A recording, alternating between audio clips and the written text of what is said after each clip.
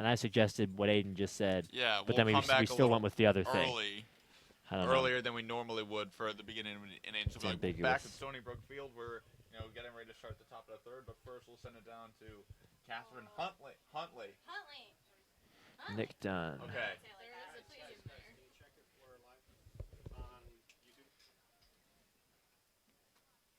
Why should...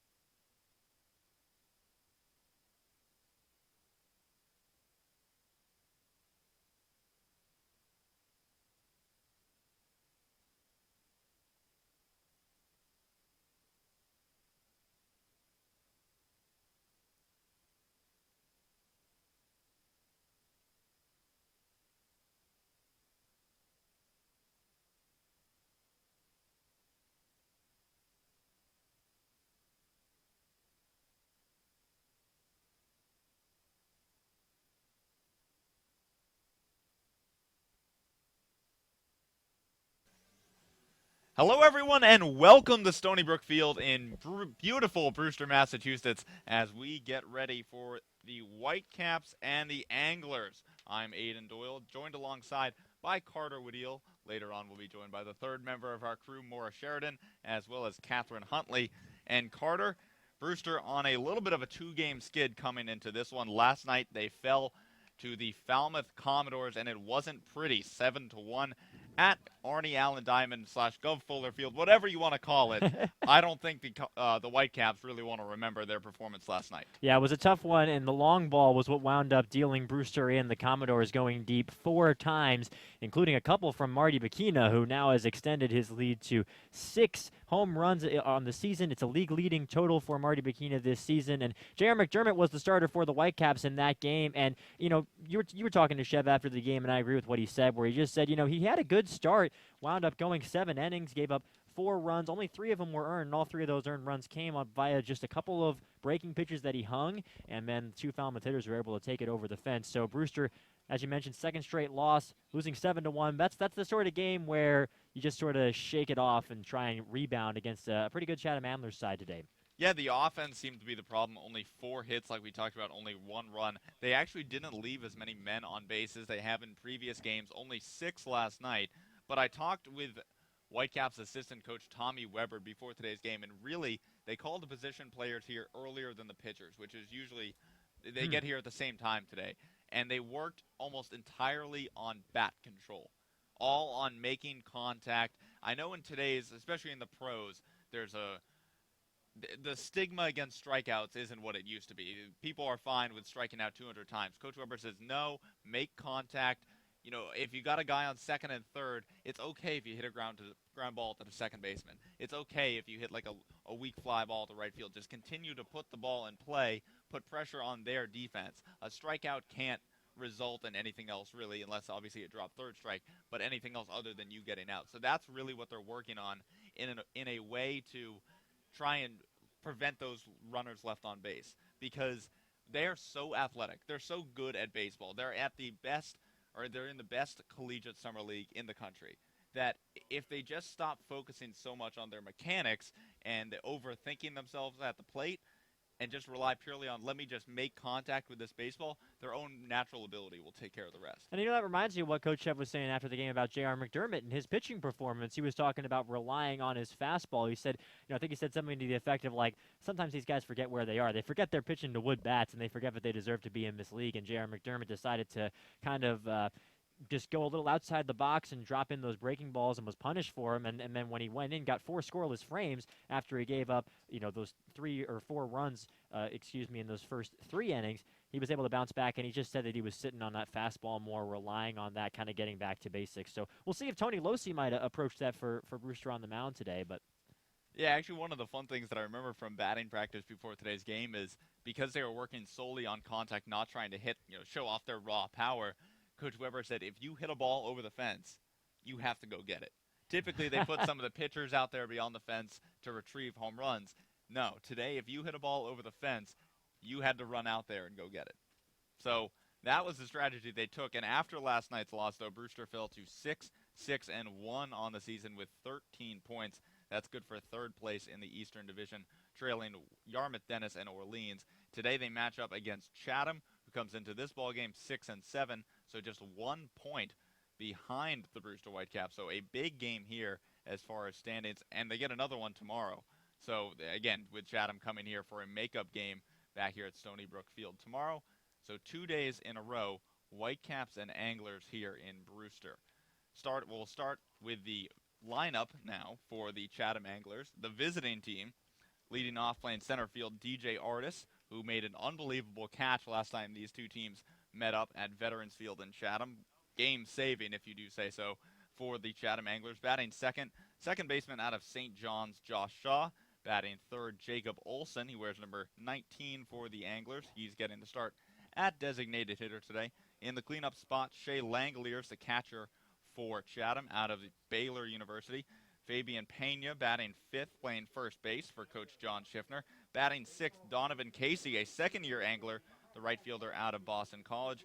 Batting seventh, Ashton McGee, the ACC Freshman of the Year out of the University of North Carolina, Chapel Hill. He gets the start at third base for Chatham. Batting eighth, Jeremy Pena, shortstop out of the University of Maine, one of the few Bears you see here on the Cape. And then rounding out the Chatham order is Mason Coppins, the left fielder out of Northeastern. Who stands out to you, Carter, in that Chatham Anglers lineup? Well, there's a few different guys. I mean, DJ Artis, and maybe not exactly for what he's doing in the lineup, but for what he's doing in the field. That was not the only highlight reel catch that he's had all year. That diving play that he had in a bases-loaded situation to steal a runner more from Brewster in the eighth inning of that game back on Sunday. They got Jacob Olson, who kind of ironically is such a versatile guy in the field, but he's their designated hitter today. He's got a pair of home runs on the season. That leads to the second on the team, the Langoliers, who's got three. That catcher out of Baylor, a terrific offensive catcher. But as a whole, one thing to keep in mind with this team, I think the Whitecaps have faced a lot of opponents so far this season that are good at running, good on the base pass, and Chatham has struggled with that so far this season. This year, they are worst in the league stealing bases. They are 6 out of 13. That's at the bottom of the stolen base standings, if you will, in the Cape Cod League. So something to keep in mind when there are a couple runners on in a tight situation. This team is not as good running when you look at the lineup as a whole as maybe some other teams on the Cape. And when you think about who's getting the start behind the plate today for Brewster, Justin Coons, who's probably the Whitecaps' best defensive catcher. It throws out an extremely high percentage of guys trying to steal second or third. And he actually this year at Gardner-Webb threw out 34% of the guys who try to steal on him. So he has an excellent arm behind home plate. He gets the start behind the dish. And one of the things that I want to point out here, Carter, is Josh Shaw, the second baseman for Chatham today, batting second.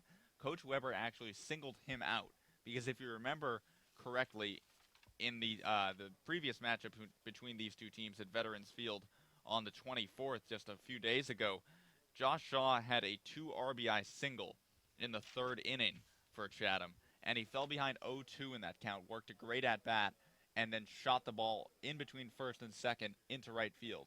And that's what Coach Weber was talking about, that two-strike approach, adjusting, being more balanced, using all fields, just making contact, and good things can happen. And that's something that Brewster kind of could learn a little bit from. And you're talking about how much they need that sort of thing. They left a ton of runners on base so far this season. They could use some more timely hitting coming up. And they're facing a team that, as you said, is very good at making contact.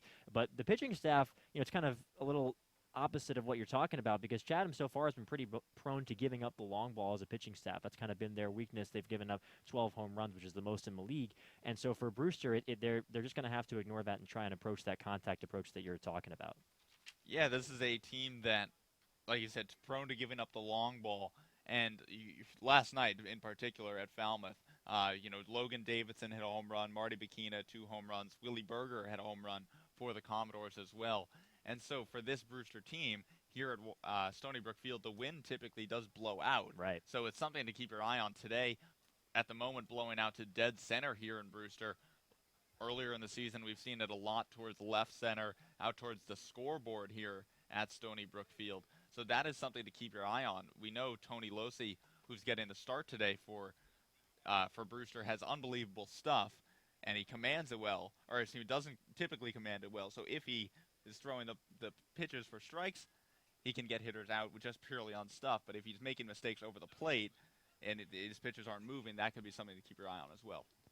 I think that goes for both teams. As I'm just looking at control, it's something important for a lot of the pitchers in this league is where you are locating your pitches and getting strike one. I think that's one thing for the folks that are watching on Lower Cape TV is how many times are these guys getting ahead in counts to be able to establish their stuff. Now, both of these guys have good stuff, the two pitchers that we're going to see today, but it's going to be interesting to see how they can set all that stuff up going into at-bats. And like you said, with teams that are very keyed into how they are hitting with two strikes and how they are protecting the plate. That's something that's very important.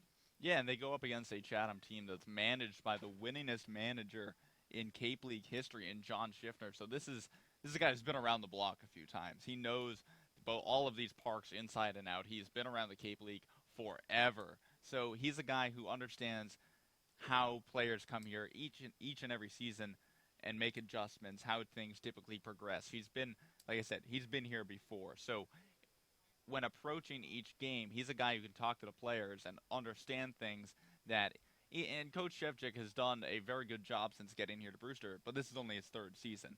So Coach Schiffner for Chatham has been here before. He's got an incredible amount of experience. He's a little bit more familiar with the ups and downs of a Cape League season in particular.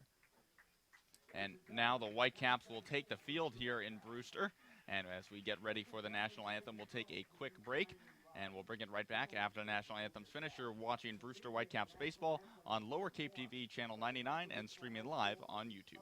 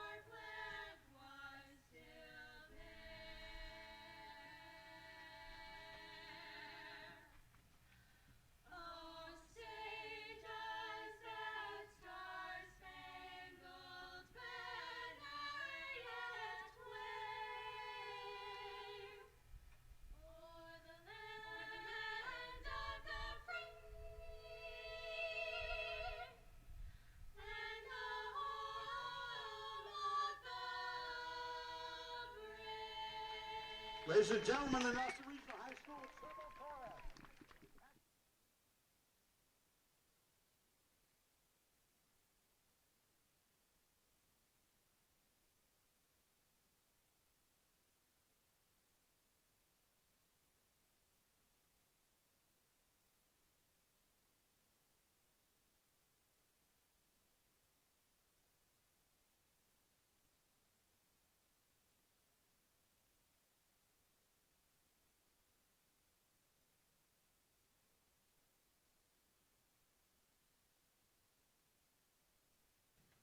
Back here at Stony Brook Field, where the Brewster Whitecaps have taken the field and are getting ready to take on the Chatham Anglers for the second time this season. I'm Aiden Doyle, joined alongside by Carter Woodeel. And now the ceremonial first pitches have been thrown, but the first pitch for the Whitecaps will be tossed by the big right-hander out of the University of Georgia, Tony Losi, who's making his second start in a Whitecaps uniform. Carter, what are you looking for out of Losi today? Well, we're looking for consistency. We're looking for, we were talking about it before, he's got terrific stuff. He's got a fastball that'll run up to the low to mid-90s and a decent curveball that can balance it out too and get his fair share of swings and misses as well. The key for him is locating, preventing him from being a little bit too wild in terms of his stuff. And one thing that isn't going to be a question mark for him coming into this game is his temperament. I know you and I are both impressed with how he carries himself on the mound.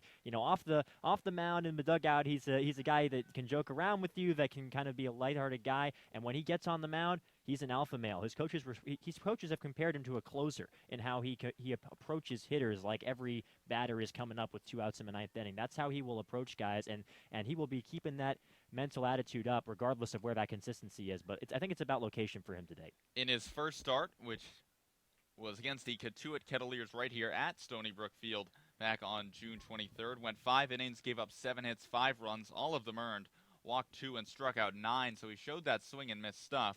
But later in his appearance in the 5th and 6th innings, that's where he began to run into trouble. And Tony Losi getting ready here at Stony Brook Field. First batter he'll face is DJ Artis, so with Artis, Shaw, and Olson due up for the Anglers. He'll have his hands full with Shaw, though, because Shaw is a guy who makes a lot of contact, as we've talked about. Again, remember singling out that one at-bat that he had against this Whitecaps team back in their first matchup at Veterans Field. And it's worth noting this lineup that's put together by John Schiffner.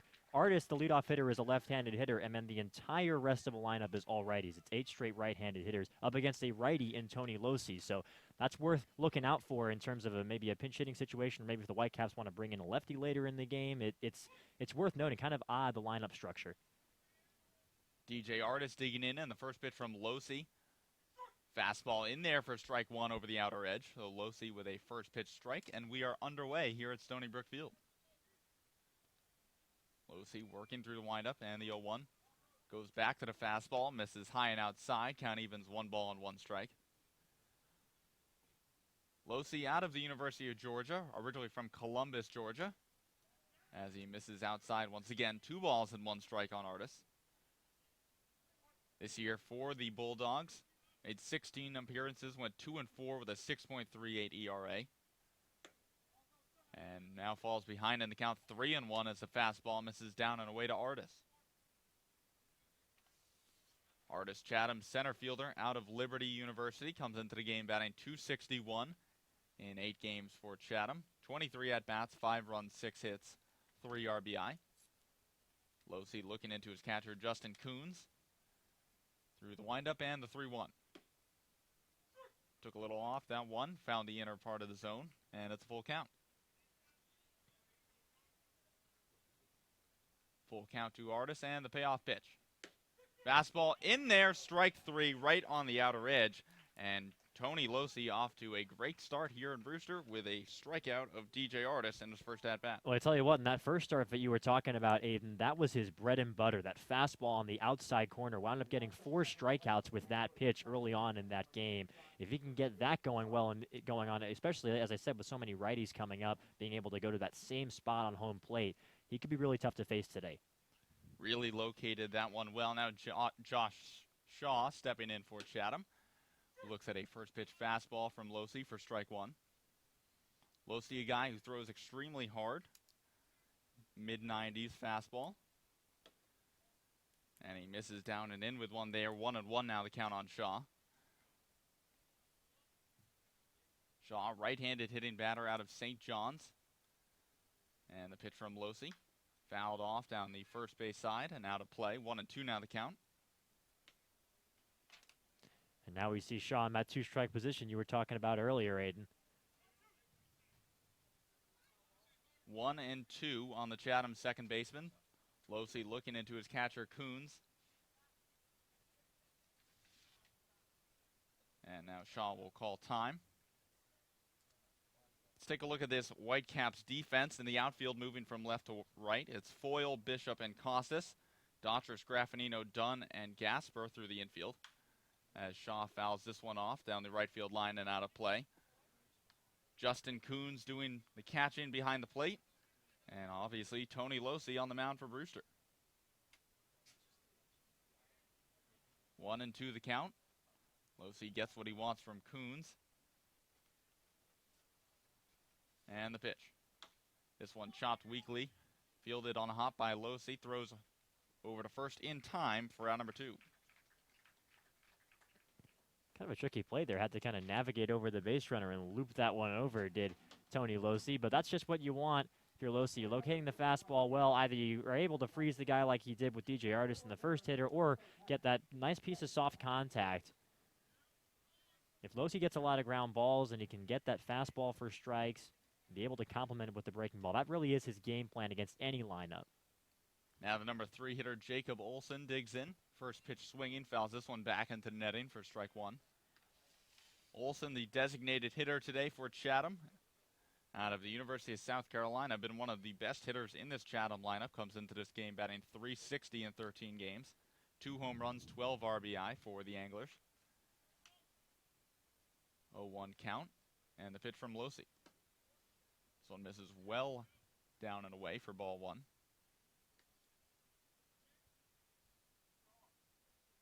Olson listed as a shortstop on the Anglers roster. Getting the start at DH today for John Schiffner and this Chatham team. And the 1-1 pitch from Losey skips home for ball 2.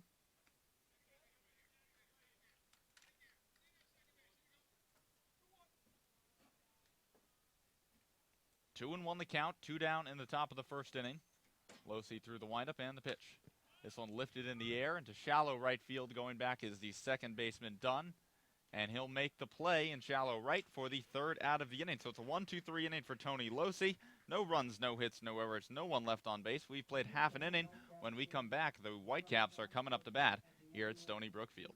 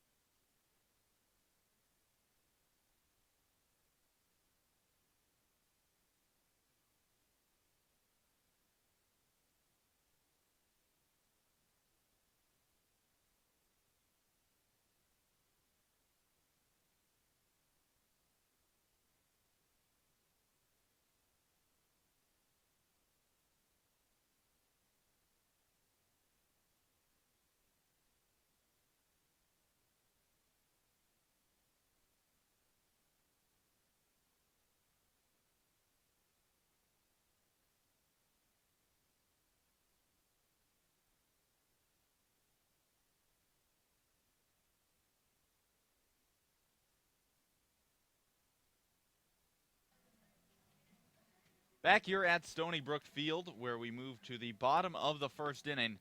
The Anglers failed to score in the top of the first as Tony Losey set down DJ Artis, Josh Shaw, and Jacob Olson in order. And let's quickly run through the Whitecaps lineup. Leading off, it's A.J. Graffinino, the shortstop out of the University of Washington. Batting second, Kyle Daughtris, who gets the start at third base today for Brewster. Batting third, Mickey Gasper, first baseman out of Bryant University. And cleaning up is Marty Costas, who gets the start in right field today for Coach Shevchik. He's out of the University of Maryland. Batting fifth, powerful left-handed hitter Chandler Taylor, who's starting at DH today for Brewster out of the University of Alabama. Nick Dunn gets the start at second base. He bats sixth. Justin Coons behind the plate. He's batting seventh in this Brewster order. Batting eighth, Hunter Bishop, center fielder out of Arizona State. And rounding out this Brewster order is Devin Foyle, switch hitting left fielder out of the University of Kansas. Chandler Taylor back in the lineup today for the Whitecaps, Carter, and he loves hitting at this park. He has. All 3 of his homers this season have been here at Stony Brook Field. He hasn't really been able to crack into the lineup when there's a lefty on the mound, does his damage against right-handed hurlers, but with a righty on the mound and Adam Hill, Shevchik is trotting him out. He's been one of those temporary guys that's done much better than expected so far this season, one of those tough decisions that Coach Shevchik says keeps him up at night at times. It'll be Adam Hill on the mound for the Anglers, making his second start for Chatham. And now A.J. Graffinino into the box. First pitch fastball misses high for ball 1. Hill in that first start went 5 innings, gave up 5 hits, just 1 earned run. Didn't walk anybody and had 1 strikeout. Now misses upstairs once again. 2-0 the count on the left-handed hitting shortstop out of Washington. Graffinino enters this game as the Whitecaps' primary leadoff man, batting .395, which leads the team. And now he's quickly ahead in the count, 3 balls, no strikes. And for Adam Hill, he's got really two things that make him special compared to other pitchers. He's got 4 pitches, and he's got a fastball with a lot of life to it that he likes to run up on hitters. 3-0 count. Graffinino taking all the way. Looks at a fastball from Hill over the inner part of the plate for strike 1. So the Whitecaps are going to have to be wary of seeing a fastball coming up out of the zone and kind of being able to hold up on their swings.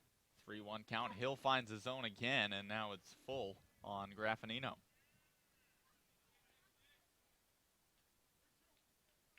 Full count. First batter of the game for the Whitecaps, and the pitch from Hill. This one lined in the center field. Moving to his right is Artis, and he'll get there casually for out number 1.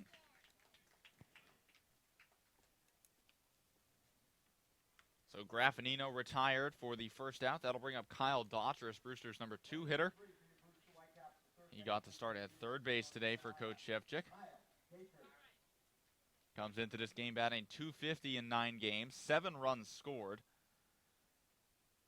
No home runs, just 1 RBI, but has 6 walks on the year. So even with that .250 average, does have a solid .359 on base percentage, as Hill misses outside for ball 1.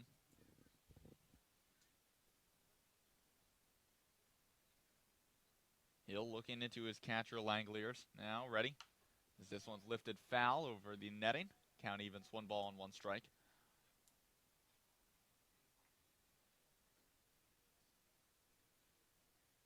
Ones across the board here at Stony Brook Field. 1 ball, 1 strike, 1 out.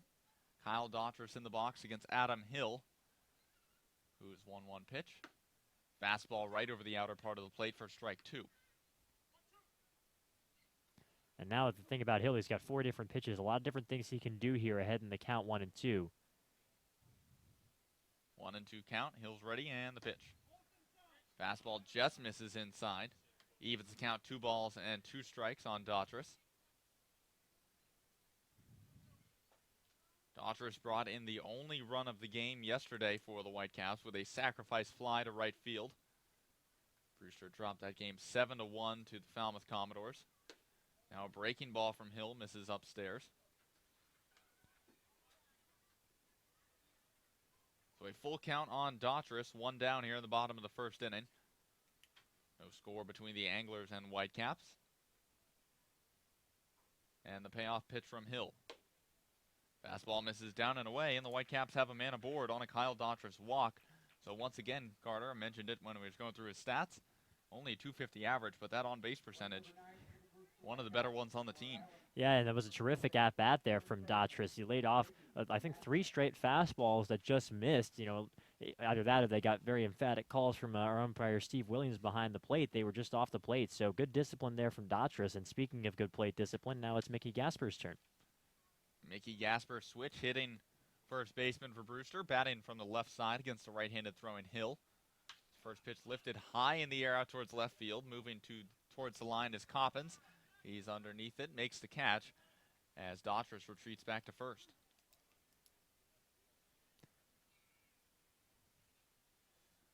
So 2 away in the bottom of the first inning for the number 4 hitter Marty Costas, right fielder out of the University of Maryland. One of the more powerful hitters in this Whitecaps lineup. Had their first walk-off hit, and it was a walk-off home run on Sunday against the Bourne Braves in Game 1 of Sunday's doubleheader. That one right down the left field line. Just a line drive that you and I both thought had no chance of going out, but just kept carrying as Costas looks at a first pitch. Fastball misses high and outside from Hill for ball 1. That sure seems to be the sort of contact that Costas puts on the ball when he puts bat on the ball. Just a line drive that won't touch the ground. 1-0 count. Hill working from the stretch now as Daughtris leads off first. Kicks in the 1-0. Fastball right at the corner. Evens count, 1 ball and 1 strike.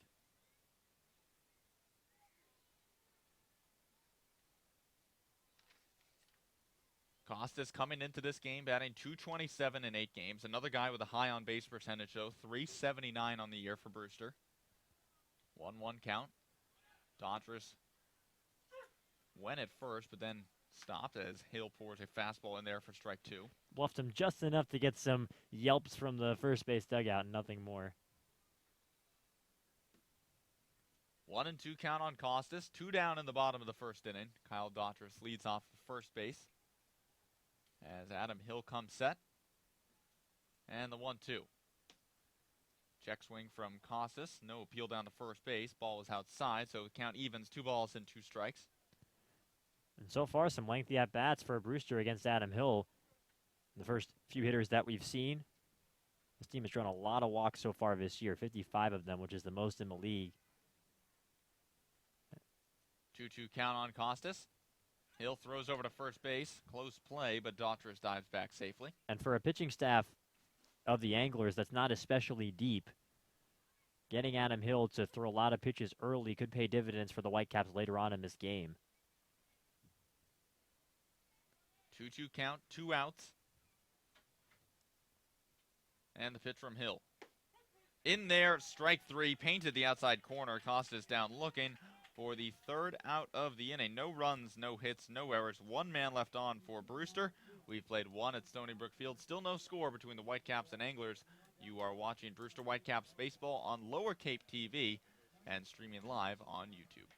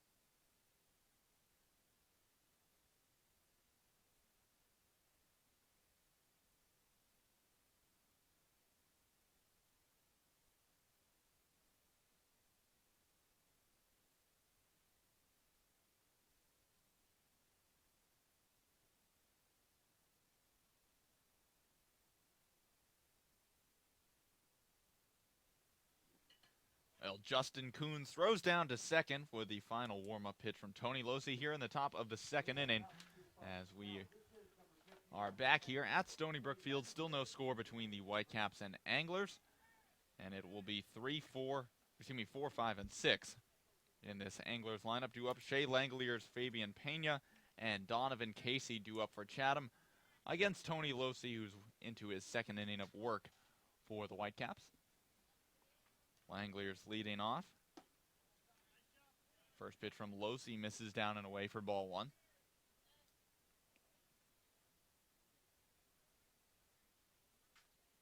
Losi.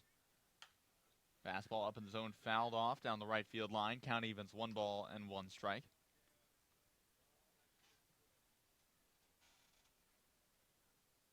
Losi, a guy who has very good stuff. We've talked about the velocity on his fastball, but a very sharp breaking ball as well. Misses downstairs with this one. 2-1 now the count on Langoliers. Just a matter of commanding that if you're Tony Losi. We saw it in his first outing. Really great stuff. 2-1 count. Goes back to the fastball and cut on and miss from Langoliers. Count evens, 2 balls and 2 strikes. Yeah, I think when Losi unleashes that breaking ball, there are going to be some that have that great amount of lateral movement and will paint the corner and freeze the hitter, and there are going to be some that bounce a foot in front of the plate. Losi's got to get more of the former and less of a latter. Both are going to happen, but the last time out, he got a lot of pitches in the zone. 2-2 count. Goes back to the fastball, cut on and miss. Strike 3, Langoliers down swinging. And one of the things we've noticed, Carter, I know you touched on it earlier, is that when he's ahead in the count, got 2 strikes on a batter, Losi loves going for that outside corner to the righties. Whether he's painting it with a fastball or getting that sharp breaking ball to break away from him, just kind of waving at it. He can really locate that pitch, it seems like, or at least early on here in his first Brewster Whitecap stint. Now his first pitch to the number 5 hitter, Fabian Pena, in there, strike 1. And that was right where we were talking about. Hit the target perfectly there. Coons was setting up right there, low and away. Setting up there again. And he paints it once again. Losey quickly ahead in the count. No balls, 2 strikes. And this is why I think it's a little interesting that John Schiffner sent up 8 righty hitters in a row against the guy who clearly is doing well against right-handed hitting. Losey just misses there inside. Thought he had strike 3, but home plate umpire Steve Williams says, no, you do not. 1-2 count. Losey ready, and the pitch. Fastball skips home, evens the count 2-2. And that's kind of the price you pay with Tony Losey. Again, what I was talking about before with the breaking ball, it goes for the fastball too, where sometimes he's going to have those pitches that are painting the quarter, and sometimes they're going to be in the dirt. Really, it sounds kind of simple, but that is how his game can break down. He's got such great stuff. The stuff is there either way. It's just where is it located. 2-2 count, and the pitch. Fastball there, fouled straight back into the netting, so Pena stays alive. I think that was a good job by Pena to spoil that pitch because that was up and in at the letters. It's one of those where you're looking for a swing and a miss, or you're looking for just a little jam shot, a blooper, and now Pena is able to get another pitch. 2-2 count to Pena. Losey through the windup. Goes to that breaking ball. This one chopped towards third, fielded by Daughtris. Throw on to first in time for out number 2. And Tony Losey continues to work quickly. He's retired the first 5 Anglers hitters. Yeah, he's one of those guys where you can tell when he's in a groove, and he's in one right now to begin this ball game. Was really settled in last time out, but I think this time he might even be even more comfortable. Still very early in this game, and it'll be interesting to see when we get to the second time through the Chatham order how they react to seeing his stuff again. Losey, a guy who was ranked as the #1 prep pitcher in Georgia and number 51 overall by Perfect Game coming out of high school. First pitch fastball to Donovan Casey in there, strike 1. Throws a 4-seam fastball, curveball, slider, and a changeup, so 4-pitch pitcher. The 0-1 to Casey. Paints the outside corner once again, and now he's quickly ahead 0-2.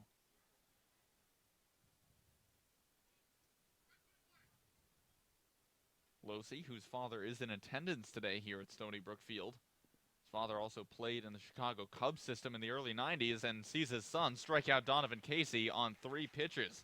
Tony Losey went off speed there down in the zone for strike 3. He's retired the first 6 Anglers hitters to come up to the plate. No runs, no hits, no errors, no one left on base. We played 1.5 here in Brewster, still no score between the Whitecaps and Anglers. Keep it right here. You are watching Brewster Whitecaps baseball on Lower Cape TV channel 99 and streaming live on YouTube.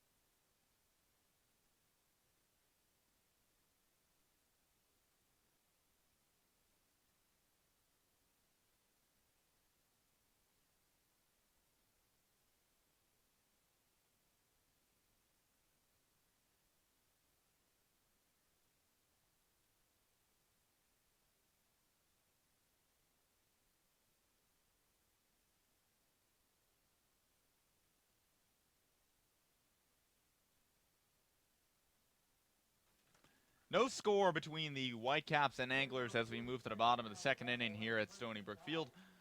I'm Aiden Doyle alongside Carter Woodeel. It will be 5, 6, and 7 due up for the Whitecaps here in the bottom of the seconds against Adam Hill. First pitch to Chandler Taylor, fouled straight back into the netting. Taylor getting the start at designated hitter today for the Whitecaps. Enjoying his last few games in a Whitecaps uniform before heading out to the College Home Run Derby in Omaha, which is July 1st. 0-1 count to Taylor. Breaking ball misses down and in, evens count at 1-1.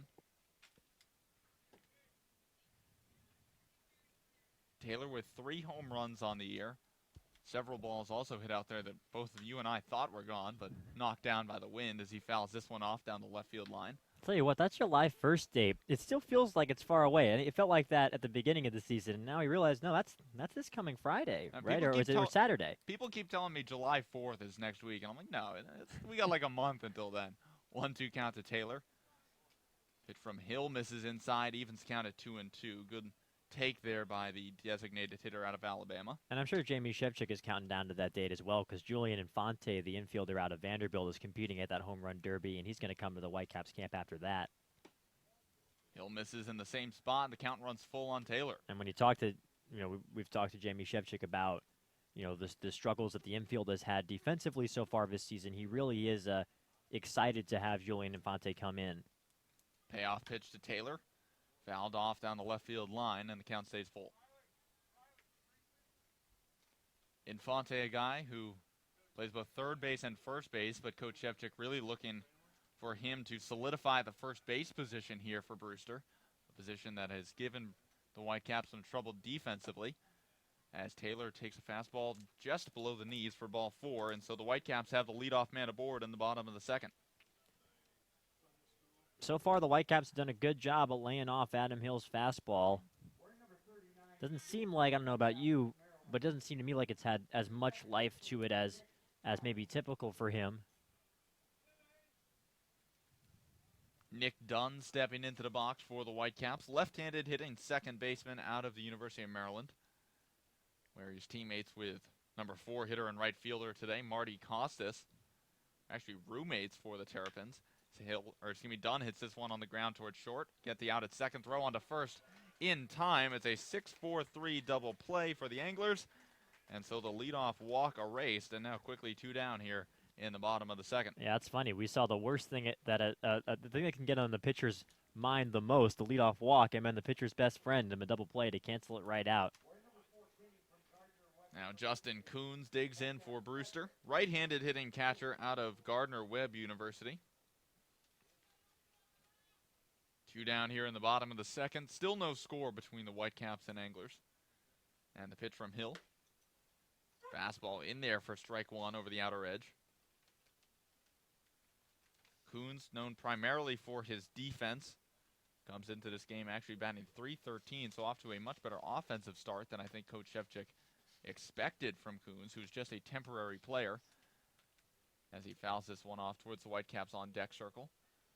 Really looked at as a guy more for depth early on in the season as they kind of establish the regular rotation, but he's really, I would say, exceeded expectations in his first few games as a Whitecap, and now looks at a fastball down and in for ball 1.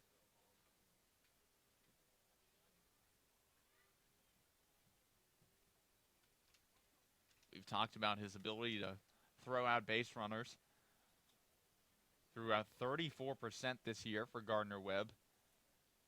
1-2 count from Hill. This one lifted in the air down the right field line. Moving towards it is the first baseman Pena, but it'll fall out of play. So Coons stays alive. Count stays 1-2. Sure seems like Coons has done a lot of staying alive this season at the plate. That's kind of talking about him exceeding expectations this year. I think one of maybe the reasons why his numbers are better than expected is just the way that he's been able to keep at-bats going and try and spoil the tough pitches and get some better stuff to hit. 1-2 count. 2 outs here in the bottom of the second, and the pitch from Hill. Breaking ball. Coons just gets a piece of it, stays alive. See, that was a tough breaking ball, and you can see it on lower cable TV that it was tailing down and away to the righty hitter. Coons wasn't going to drive that baseball, and he just was able to spoil it, send it over to the third baseline. Now he's able to dig in again, and he's seen that breaking ball before. 1-2 count. Hill's ready, and the pitch. Goes back to that breaking ball, just misses inside, and the count evens 2 balls and 2 strikes.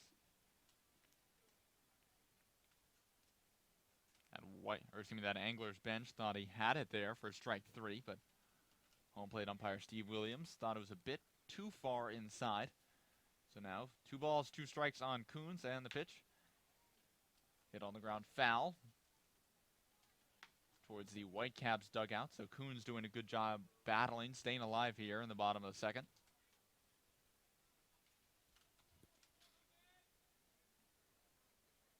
Just a beautiful day at the ballpark. Not a cloud in the sky here at Stony Brook Field.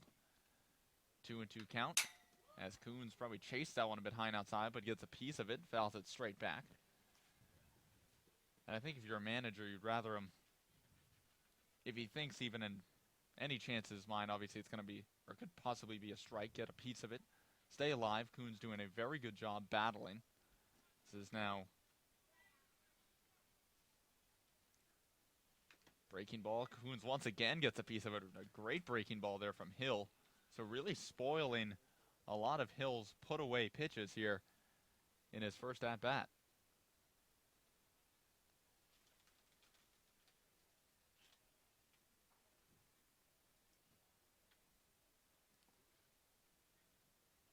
Hill looking into his catcher Langeliers.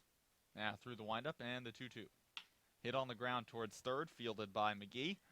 Clutches once, low throw, and it gets away from Pena at first and skips out of play. So Coons thought he had a ground out to third base and now is going to end up at second base. And I think maybe being rewarded for the persistence there, able to put that baseball in play and get over to second via the error. But that's been that kind of year, I think, for Justin Coons so far. He's been putting the effort in behind the plate and at the plate when he's hitting. And so far, he's been rewarded in the numbers being a little better than expected and just being a steady hand. The positions of first base and catcher have been a little kind of a revolving door for Brewster this year. Mickey Gasper is at one of those spots, but he's been moving back and forth, and Coons is providing some stability, I think, behind the plate now. Now Hunter Bishop digs in for the Whitecaps. First pitch swinging, fouls it right back towards us for strike one. Bishop, center fielder out of Arizona State University. One of two Sun Devils on this Brewster Whitecaps team. Brother Braden plays in the Seattle Mariners system and was a Whitecap in 2014. As Bishop chops this one foul towards the Anglers dugout, so 0-2 now on the Brewster center fielder. This year for Arizona State, batted .301 with 5 home runs, 25 RBI in 51 games, 42 of those starts. Was second on the team in average, triples, and home runs, third on the team in runs, walks, and OBP, and was an honorable mention all Pac-12. Big cut at this one, swung on and missed though, as Bishop goes down swinging for out number 3. So Coons left stranded at second base. No runs, no hits, 1 error, 1 left on for Brewster. We've played 2 here at Stony Brook Field. Still no score between the Whitecaps and Anglers.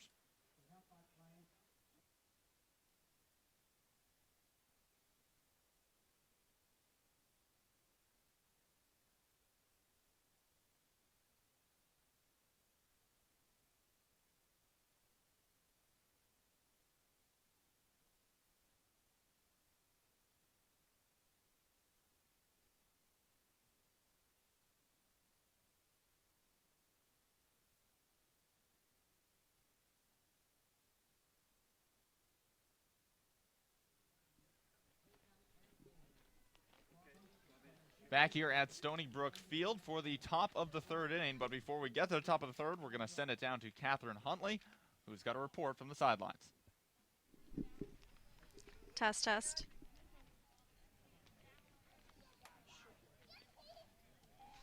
Hi, I'm Catherine Huntley from Lower Cape TV. And what does it take to bring players from programs all around the country and bring them together and make a cohesive team? Well, we talked to Tommy Weber, bench coach, before the game, and he said the answer is quite simple. Head skipper Jamie Shifchek makes an atmosphere where players feel loose and feel they can speak up and participate. I mean, ultimately, these are the highest caliber college players from around the country, and they know what it takes to make a good team. And with the College World Series ending yesterday, and players from LSU and Louisville still coming, he hopes they can take a leadership role in the clubhouse as well. Reporting live from Stony Brook Field, this is Catherine Huntley. Thanks, Catherine. And now for the Chatham Anglers, it will be 7, 8, and 9 stepping into the box against Tony Losi, Ashton Eaton, Jeremy Pena, and Mason Coppins. And Coach John Schiffner is hoping they find a little bit more success than the first 6 batters of this Chatham lineup has found against Tony Losi, who struck out 3 so far in his first 2 innings, and his first pitch to McGee. A fastball misses outside for ball 1. McGee, this year's ACC Freshman of the Year for North Carolina. And a fastball from Losey just misses off the outside corner. 2-0 now the count on McGee.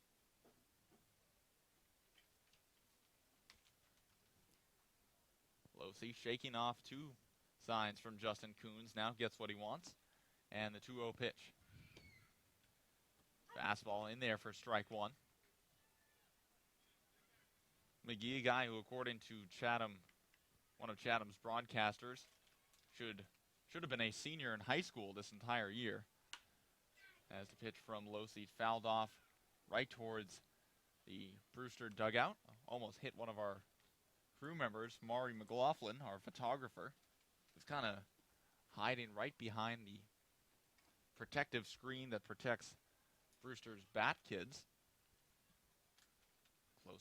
Close call there.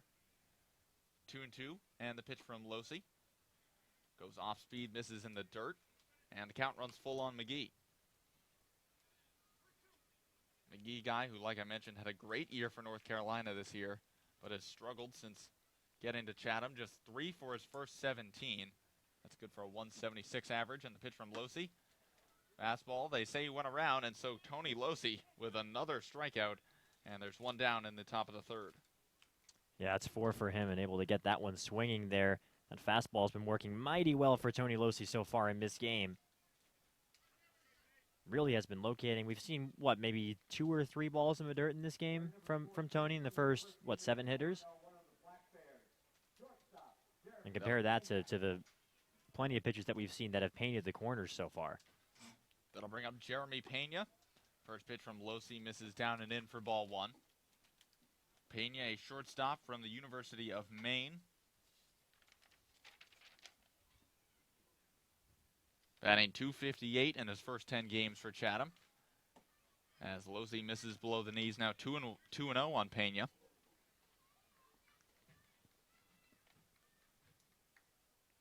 Mason Coppins, the number 9 hitter for Chatham, waits on deck. Pena getting the start at shortstop for John Schiffner squad tonight. 2-0 from Losey, runs in on Pena. 3-0 now the count. Losey yet to allow a base runner in this game, with 4 strikeouts through his first 2 1/3. 3-0 count. And this one misses inside, so Jeremy Pena, the Anglers' first base runner of the evening, works a 4-pitch walk. And so Chatham has a runner aboard for the number 9 hitter Coppins.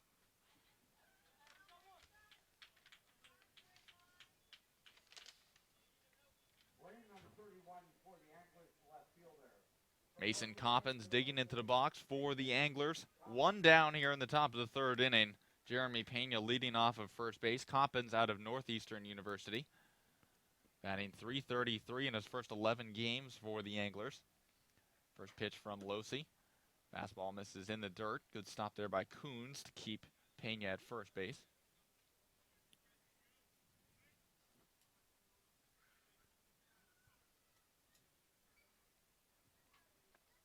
Want to know the count on the Chatham left fielder.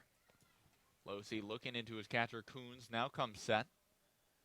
And the pitch. Fastball right on the outer edge. Seems like Tony Losey's favorite spot there. Carter, you and I have talked about it. How well he seems to be locating that pitch right on the outside corner. So the count even at 1-1 to Coppins. 1 down. Top of the 3rd inning. Still no score here at Stony Brook Field. Losey comes set. And the 1-1. This one misses outside. Coons thought about throwing down to first base. Appeal down to the first base umpire, Joe LaBella, who says that Coppins did not go, so the count is indeed 2-1 on the Chatham left fielder.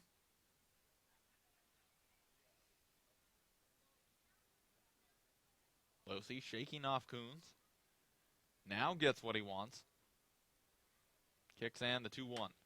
Fastball chased high for strike 2. Really dialed that one up. Coppins couldn't catch up with it. He got some oohs and ahs from the crowd, didn't he, when he dialed that fastball up. We've seen the fastball, as you said, Aiden, down and away a lot, but that's a club in Losey's bag, too. When he feels like reaching back and running it up against a hitter, he can do that. I appreciate the golf reference there. 2-2 count on the number 9 hitter Coppins. One down. And the pitch from Losey, cut on and missed. He strikes out Coppins on a high and outside fastball. So Losey picks up his 5th strikeout of the outing so far, and there's 2 away in the top of the 3rd. So that's the first time through the order for Tony Losey. The first 9 hitters have gone. He struck out 5 of them. He's only walked 1, and he's retired 8 out of those 9. Now here's what I'm interested in, because once the second time through the lineup came around, his stuff was still there, but hitters were able to clue into it. I'm talking about in his first start here at Stony Brook Field. We'll see how the anglers can adjust. Maybe the stuff is just livelier today. Runner goes, first pitch to Artis, misses high and inside, throw down to second. Not in time. And so Jeremy Pena swipes second, and with 2 down, the Anglers have a runner in scoring position. A pretty decent pitch to run on there. Didn't look like Coons came up as cleanly as he would have liked to when he popped up from the crouch, and the throw was a little high and wide. Nice job by Graffinino to keep that from being anything more than just the second stolen base of a year for Pena. 1-0 count as Pena dances off of second. Pitch from Losey. Fastball right on the outer edge to the left-handed hitting Artis. Evens count, 1 ball and 1 strike. Artis struck out looking in his first at-bat. Now facing Losey for the second time. And the 1-1 pitch. Fastball just blew it right past him at 92. And so now 1-2 to the Anglers center fielder. When you're working down and away a lot, that fastball up can look a little bit faster than maybe it does on the gun if you're standing in the batter's box. 1-2 count. Losey comes set. Kicks and the pitch. Fastball, that one misses outside, 2-2. The count to Artis. Artis, primarily a defensive center fielder. Also has good speed on the base paths, but the problem for John Schiffner is getting him on base. 2-2 the count and the pitch. Fastball cut on and missed. Tony Losey with 3 strikeouts in the top of the 3rd. He's thrown 3 scoreless, no runs on no hits, no errors. 1 man left on for Chatham. After 2.5, still no score between the Anglers and Whitecaps. You are watching Brewster Whitecaps baseball on Lower Cape TV channel 99 and live streaming, as always, on YouTube.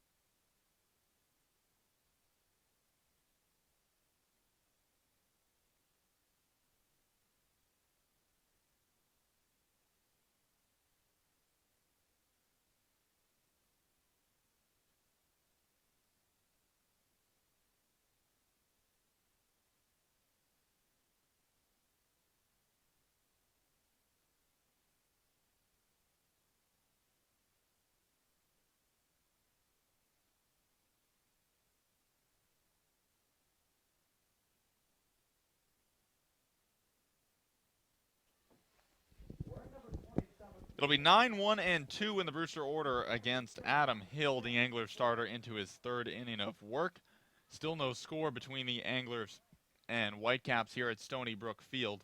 And the first pitch to Foyle, lined at the center field, right at DJ Artis, who takes a few steps back and is right there to make the play. Foyle got a good piece of it, but right at the Chatham center fielder. Yeah, so that was didn't have to touch the defensive strength out there from Artis at all. But if for Foyle, that's one of those at-bats where you don't come away with a hit, but you just have to go in and say, listen, I hit the ball right on the screws. I sent it right back up the middle, which meant I timed it well. Saw one of those Last time Foyle was in the lineup back against Bourne, he had a line drive to left field that was, again, straight away. So Now the first pitch to A.J. Graffinino misses high and outside for ball one. So maybe a sign that maybe Foyle could get some of those to drop coming on later on. 1-0 count to the Whitecaps leadoff hitter. Hits this one on the ground towards first, fielded on a hop by Pena. He flips to Hill, who covers for out number 2. So quickly 2 down here in the bottom of the 3rd inning. And Kyle Daughters, Brewster's number 2 hitter and third baseman, digging in against Adam Hill. And it seems to be a bit of a pitcher's duel unfolding here at Stony Brook Field. Neither team has a hit thus far. Brewster has had 3 base runners. Daughters walked in his first plate appearance. Chandler Taylor walked to start things off in the bottom of the 2nd, but was quickly erased on a 6-4-3 double play. And then Justin Coons reached on an E5. Chatham's only base runner came in the last inning on a Jeremy Pena walk, as Daughters looks at a first pitch strike from Hill. Count 0-1.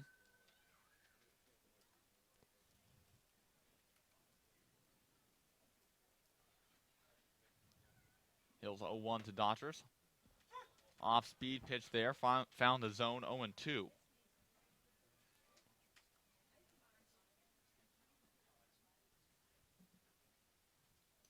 Hill through the windup and the 0-2. Goes back to that breaking ball, misses in the dirt. Good job by Daughters laying off that one. Count moves to 1 ball and 2 strikes. Daughters, like I mentioned, walked in his first plate appearance. And the 1-2 fouled off over the first base dugout, out of play. That was Daughters' 7th walk on the year, which puts them into 3rd place on this Whitecaps team, trailing Michael Curry with 9 and Mickey Gasper with 8. Curry had 3 walks in yesterday's game against the Commodores, which put him into the team lead. 1-2 count. Hill goes back to the breaking ball, and once again Daughters lays off. So good eye at the plate there from Daughters, and the count evens at 2-2. That really is one of the more fascinating things if you look at the stat sheet on Brewster's lineup that jumps out to you, is how many walks this team can draw. And it's not just a few different guys. It really is all up and down the lineup. Fastball from Hill misses upstairs, and Daughters works a full count. Doing a very good job laying off of the breaking balls in the dirt.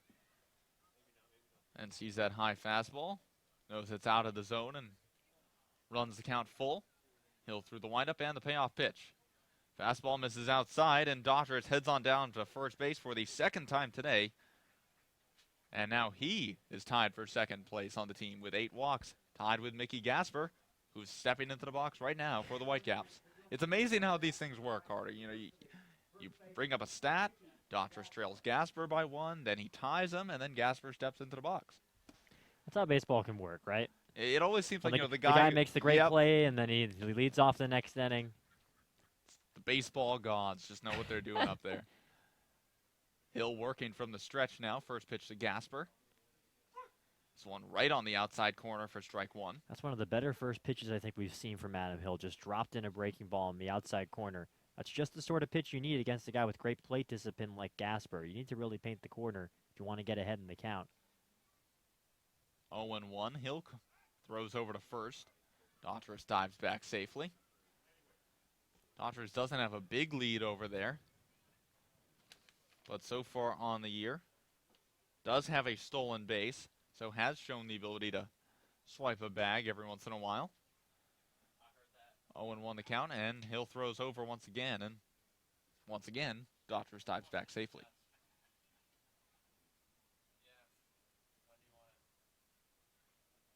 And this is a situation where you would think about sending a guy. If he gets there, it's a runner in scoring position for one of the best hitters in your lineup. 0-1 count. Off-speed pitch. Gasper checks his swing. Appeal down to Rudy Fernbach as he did not go. So count evens 1 ball and 1 strike. Chatham fans didn't like that call. They thought he went around. And a little tough on Rudy because he's positioned over by second base, so doesn't have maybe the angle that a traditional third base ump might. Very close call. Either way, 1-1 to Gasper. Hill kicks and the pitch. Hit high in the air, deep to right field. Going back is Casey, And that ball is gone. Mickey Gasper, with his third home run of the year, puts the Whitecaps on top 2-0 here in the bottom of the third inning with a long home run to right. Mickey Gasper just keeps on slugging. Yeah, that was looked like to me that was a breaking ball left over the plate there from Adam Hill. Started him off with a breaking ball. He had seen that pitch before. That one wasn't as well located, and even a guy like Mickey Gasper, who's such a patient hitter at the plate, when he gets a pitch that he likes, he can put a drive into it, as we've seen now 3 times this year when he's been able to take it yard. That one a no-doubter. And not only is he obviously a talented hitter with the ability to hit the long ball, but he's an extremely intelligent hitter as well, laying off pitches, as Marty Costas looks at a first pitch strike from Adam Hill. You know, laying off pitches, knowing where, or recognizing pitches, seeing that breaking ball before, says, all right, now I've seen it. Gets it again as Costas looks at a breaking ball for strike 2. Speak of the devil, there's that same pitch, but still to the outside corner now with the right-handed hitter digging in. 0-2 the count to Costas, and Hill deals. This one fouled off over the first base dugout and out of play. We've really been seeing Mickey Gasper's praises all season, I think, in the booth, but that's another reason why he's such a good complete hitter. You know, a guy who hits from both sides of the plate and is able to drive the ball from both batters' boxes. 0-2 Costas, hit on the ground to second, fielded by Shaw. Throw on to first in time for out number 3. But Brewster gets on the board courtesy of a long 2-run home run from Mickey Gasper. They lead this one 2-0 over the Chatham Anglers. We're through 3 here at Stony Brook Field, 2-0 Whitecaps. You are watching Brewster Whitecaps baseball on Lower Cape TV, channel 99, and streaming live on YouTube.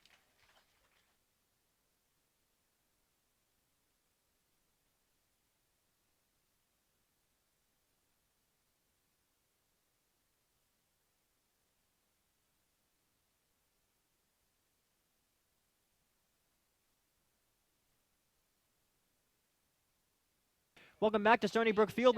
Nope.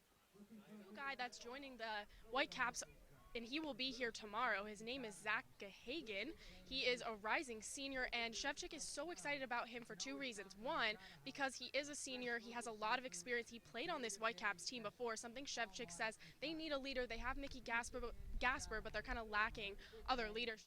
And then the second reason is he is an infielder. He can play first base, and that's something they've really struggled with. They don't have a traditional first baseman on this team. So Jamie Shevchik really excited for Gahagan to get started on this Whitecaps team. Back to you guys. Okay, Henry.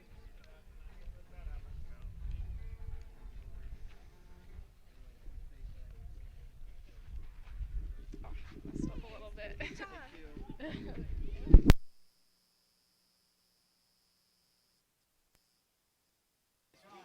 Thank you, Maura. Here at Stony Brook Field, it's 2-0 Brewster. Here as we're ready to start the top of the 4th inning. Due up for the Chatham Anglers, it's 2, 3, and 4, starting with Shaw against Losey. In the first pitch, it misses down and in to the righty, Josh Shaw, who came into the game with a sparkling .405 batting average. It's gone down a bit. He grounded out his first time. The 1-0 pitch, off-speed pitch, misses inside to even the count at 1 ball and 1 strike. Carter Woodell and Aiden Doyle here with you on a gorgeous day for some baseball. Only 1 hit in this ball game so far, and that was the home run from Mickey Gasper, a 2-run shot to give Brewster their lead. The 2-0 from Losey is hit hard into right field. That's going to dunk in there for a base hit. So Josh Shaw has the first Angler hit of this ball game. Nice little looping single, and the leadoff man is on for Chatham. And Losey there tried to go back to his favorite spot, outside corner, and Shaw recognizing that, took it to right field. Shaw's, again, we've touched on it multiple times already in this broadcast, such a good hitter, and especially going the other way, really a guy who makes a lot of contact. You know, he's not going to hit a ton of home runs for the Anglers or St. John's, but he'll hit for a high average and put the ball in play. And here comes Jacob Olson, the DH, on Schiffner's lineup card for this game, and he takes a pitch outside to start things off. Shaw on first base has yet to attempt to steal a bag so far on the Cape. Olson hit a pop fly into shallow right field his first time up, so he is 0 for 1 against Losey. Waiting on a 1-0 pitch. Here it comes. just misses outside. That was one of those pitches that you can hear across the ballpark when it pops into the mid of the catcher Coons. But unlike a lot of pitches on the outside corner to the right-handed hitters so far in this game, Losey not quite able to locate there to the South Carolina Gamecock, as Justin Coons will go out and have a chat with him. It's another thing that I think Justin Coons has been able to do, you know, one of those little things that doesn't quite show up in the box score. He's very good at managing a game behind the plate. And we're ready to go again here with the count 2-0 on Olson. Righty to righty. Here comes the pitch. It's hit high in the air into left field, moving just a couple steps to his left is Foyle out there. He makes the play. Had to deal with the sun, I think, just a little bit, but was under that baseball really from the get-go. So that's the first out of the fourth inning. And here we're used to seeing the wind blowing out to left center. It is again today. Earlier it was blowing out towards center. But do you think every ball off the bat in the air out towards the power alley here at Stony Brook Field, you know, has a chance of getting out? But Olson underneath that one, especially for a guy as talented as Olson is up at the plate. That one, though, just underneath it. And Foyle obviously having to battle the sun out there, puts it away for out number one. So here's the Chatham catcher, Shea Langoliers. And the pitch. And that's in there for a strike at the knees to the righty. Losey able to locate there and throw strike one. Once he's been able to do that so far today, he really has been in command of his stuff. Losey has just surrendered 2 base runners in this game. He walked Jeremy Pena in the previous frame, and of course this leadoff single from Shaw here in the fourth. Here comes the 0-1. Swing and a miss. That one just had enough kind of run to it outside to the righty hitter to fool the rising sophomore out of Keller High School in Keller, Texas, Shea Langoliers. Langoliers, to say he's highly touted would be really an understatement. 4 separate freshman All-America honors, the first Baylor catcher ever to do that, as he takes a fastball way up to make the count 1 ball and 2 strikes. And you'll find guys like that all over the Cape here, even if, you know, they haven't quite produced in college like they have in high school. The amount of freshman All-Americans or Under Armour All-Americans, perfect game All-Americans, it seems like the phrase All-American can basically describe every single person in this league. And plenty of folks who are kind of coming in with that weight of expectation and then having to kind of play maybe a different role than they're used to in college. Here comes the 1-2 pitch from Tony Losey to the righty. Here comes. He misses that one outside, so a couple of pitches that missed. Saw the fastball run up and that one dive away. And now back even is the count, 2 balls and 2 strikes. And I think Tony Losey is actually a pretty good example of that. Obviously, we talked about it. Number 1 pitcher in Georgia coming out of high school, was a perfect game and Under Armour All-American. Here comes the 2-2 pitch. It is in there for a called strike 3. So Tony Losey working the inside corner there this time. Gets his 7th strikeout of the game. We're only in the top of the 4th inning. He is really dealing on the mound right now. 2 gone here in the 4th. Well, that was just a great pitch right at the knees to Langoliers, really locating that one well. And it seems like when he's in trouble or, you know, needs a really a go-to pitch, Losey goes right back to that fastball and is able to paint it on the corners. But what I was getting at is that, you know, comes out of high school, he's extremely touted, one of the best high school pitchers in the country, goes to Georgia and only makes 16 appearances, 8 of them starts. And that pitch is not going to count. The home plate umpire, Steve Williams, called for time after Losey had already started his pitching motion there as Fabian Pena, I guess, whispered in his ear at the plate. And so everybody will dig back in and we'll try this again. Runner on first base is Josh Shaw. 2 men out, with the Whitecaps protecting a 2-0 lead in the top of the 4th. The pitch. Swing and a miss. Ran that one up. And had, again, just enough life to it to fool Pena. That's really Losey's game with that fastball. And now the count 0-1 on Pena. The 0-1 pitch. It's fouled off toward the right side.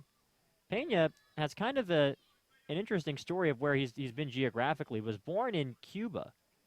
Moved with his family from Cuba to the United States when he was 14. He moved to Miami, and now he's at Manhattan College. So quite the odyssey northward for him. Said he got turned on to Manhattan, had a friend of his who was on the team. Really liked it when he visited. Runner is going. Got a great jump. The pitch is way high, and it's an easy stolen base for the runner, Josh Shaw, his first of the season. Notice that Losi really wasn't checking up on him and was really halfway to second base by the time Losi wound up delivering that baseball. So runner in scoring position now. And not only that, it seemed like the entire Whitecaps defense there was a little asleep at the switch. Shaw took off, and it was a good half second, maybe close to a second before Losi even started his delivery home. And the pitch is fouled back to the screen to keep the count at 1-2. We saw that in Falmouth last night. I think that was when Josh Bro, the catcher, was on first base and took off for second in a pretty similar fashion. A guy who is not typically somebody that you guard for a stolen base. And he ran off. J.R. McDermott was on the mound at the time and again caught the pitcher in defense sleeping. So back-to-back games where Brewster has fallen prey to a little steal out of nowhere. 1-2 is the count on Pena. Losi checks the runner and deals. And that one bounces in the dirt away. Coons whips off the mask, and no one will advance. 2-2. Good at bat here so far from Pena. Pena grounded out his first time up. Entering the game hitting .222 on the year. Does have 3 runs driven in to his credit so far this season. Losi gets the sign that he likes from the catcher Coons and is ready to deal 2-2. And it's hit high in the air, right above the pitcher's mound there. Losi's going to turn away from it, and it's now drifting toward the shortstop Graffinino, who gloves it to retire the side. So that leadoff single does not come back to bite Brewster for the Chatham Anglers in the top of the 4th. They get the 1 hit. They leave 1 on, no runs, no errors in the inning. We're through 3.5 innings of play. Brewster leads 2-0. You're watching Brewster Whitecaps baseball on Lower Cape TV, channel 99, and live on YouTube.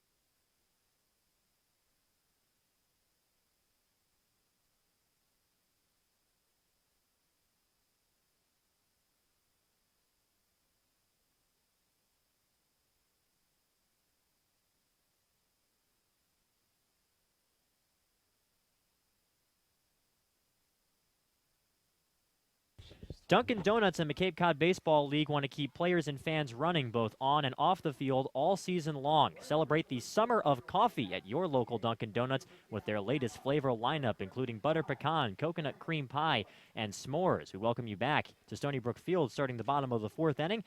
Taylor, Dunn, and Coons due up for Brewster against the starter Adam Hill. And the pitch is in there for a called strike to the lefty swinging Chandler Taylor. You know, when Mickey Gasper launched that 2-run homer for the only runs of the game, it looked an awful lot like what we've seen Taylor do at this ballpark on the young season. 0-1 pitch, dropped in there for strike 2. Nice little pitch there from Adam Hill. Had some late movement to it, but stayed in the zone. Makes it 0-2 quickly now on Chandler Taylor, who walked his first time. And here comes the 0-2 pitch. Up high. A little chin music for the lefty swinger out of Alabama. The count is 1-2. And we've seen Taylor use all fields here. 2 of his 3 home runs to right, 1 of them to left center. 2 of them coming in the same game. 1 to right and 1 to left center in that one. And here comes the 1-2. Hit high in the air toward foul ground on the left side. Running out of room is the third baseman, McGee. So the count will stay 1-2. That was the last time we were on TV, wasn't it, when Chandler Taylor went yard? I believe so. So for our viewers on Lower Cape TV, they can remember that as well. They know Chandler Taylor tuning well. in.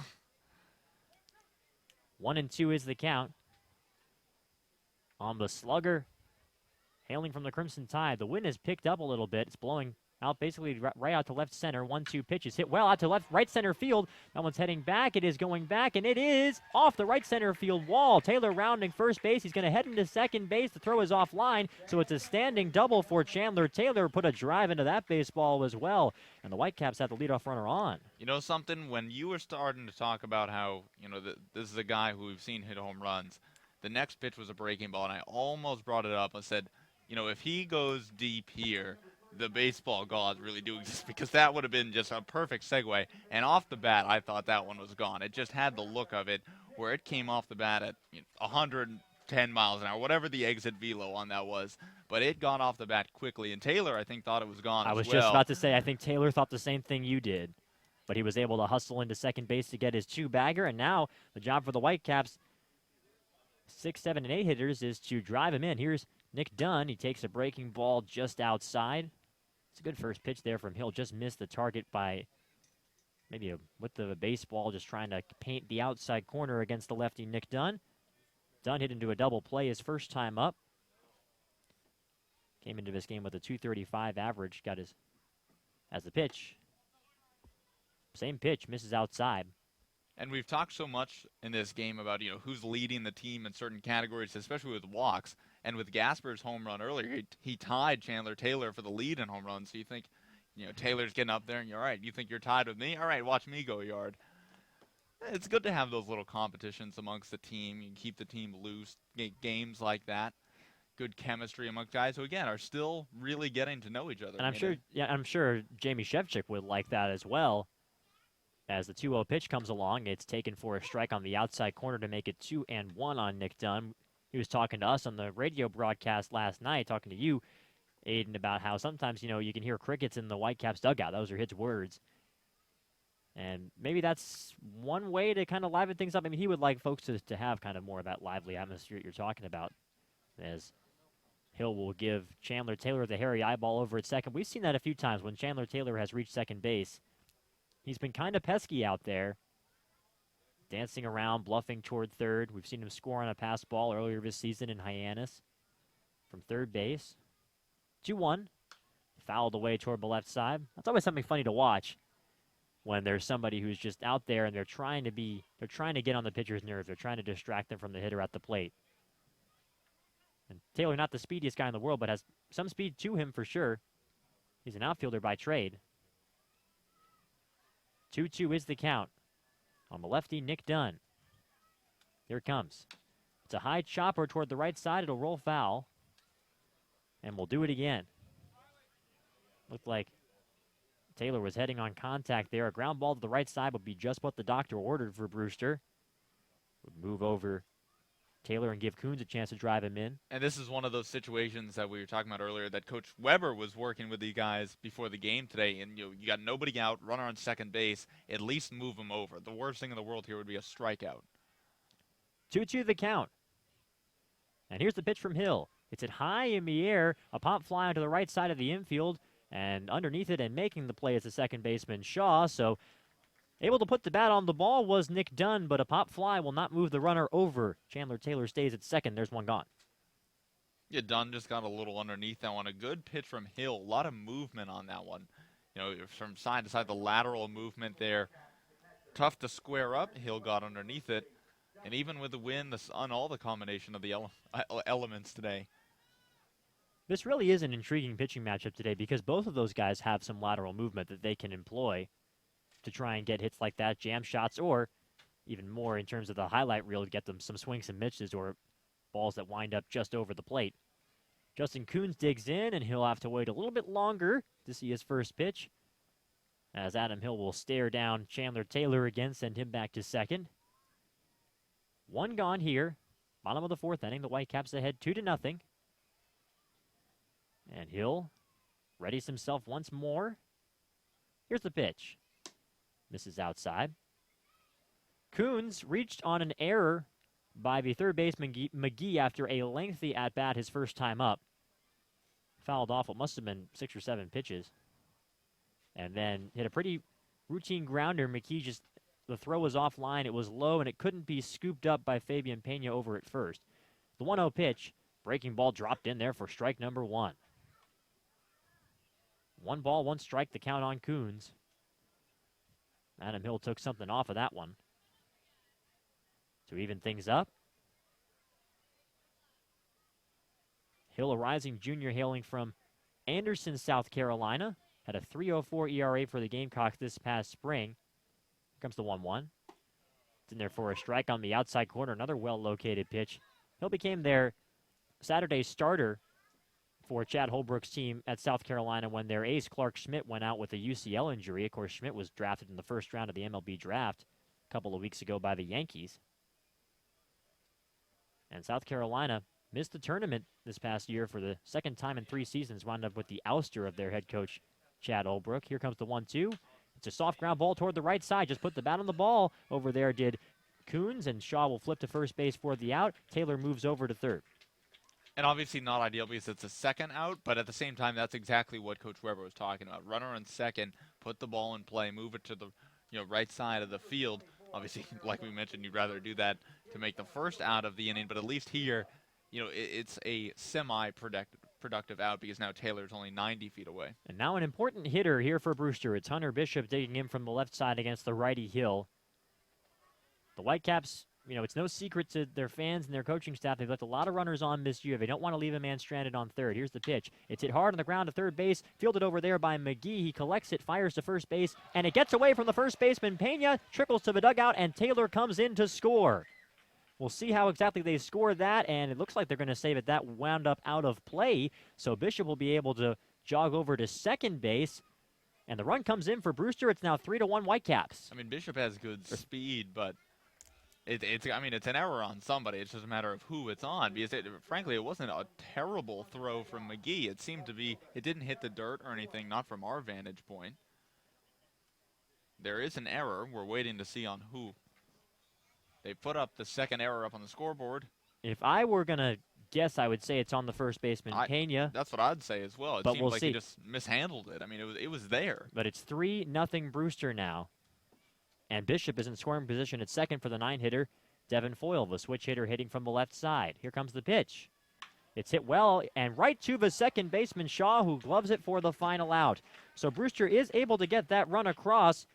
1 run for the Whitecaps in the 4th inning, 1 hit, 1 big error, and 1 runner left on base. We are through 4 innings of play, 3-0 Brewster. You're watching Whitecaps baseball on Lower Cape TV, channel 99, and live on YouTube.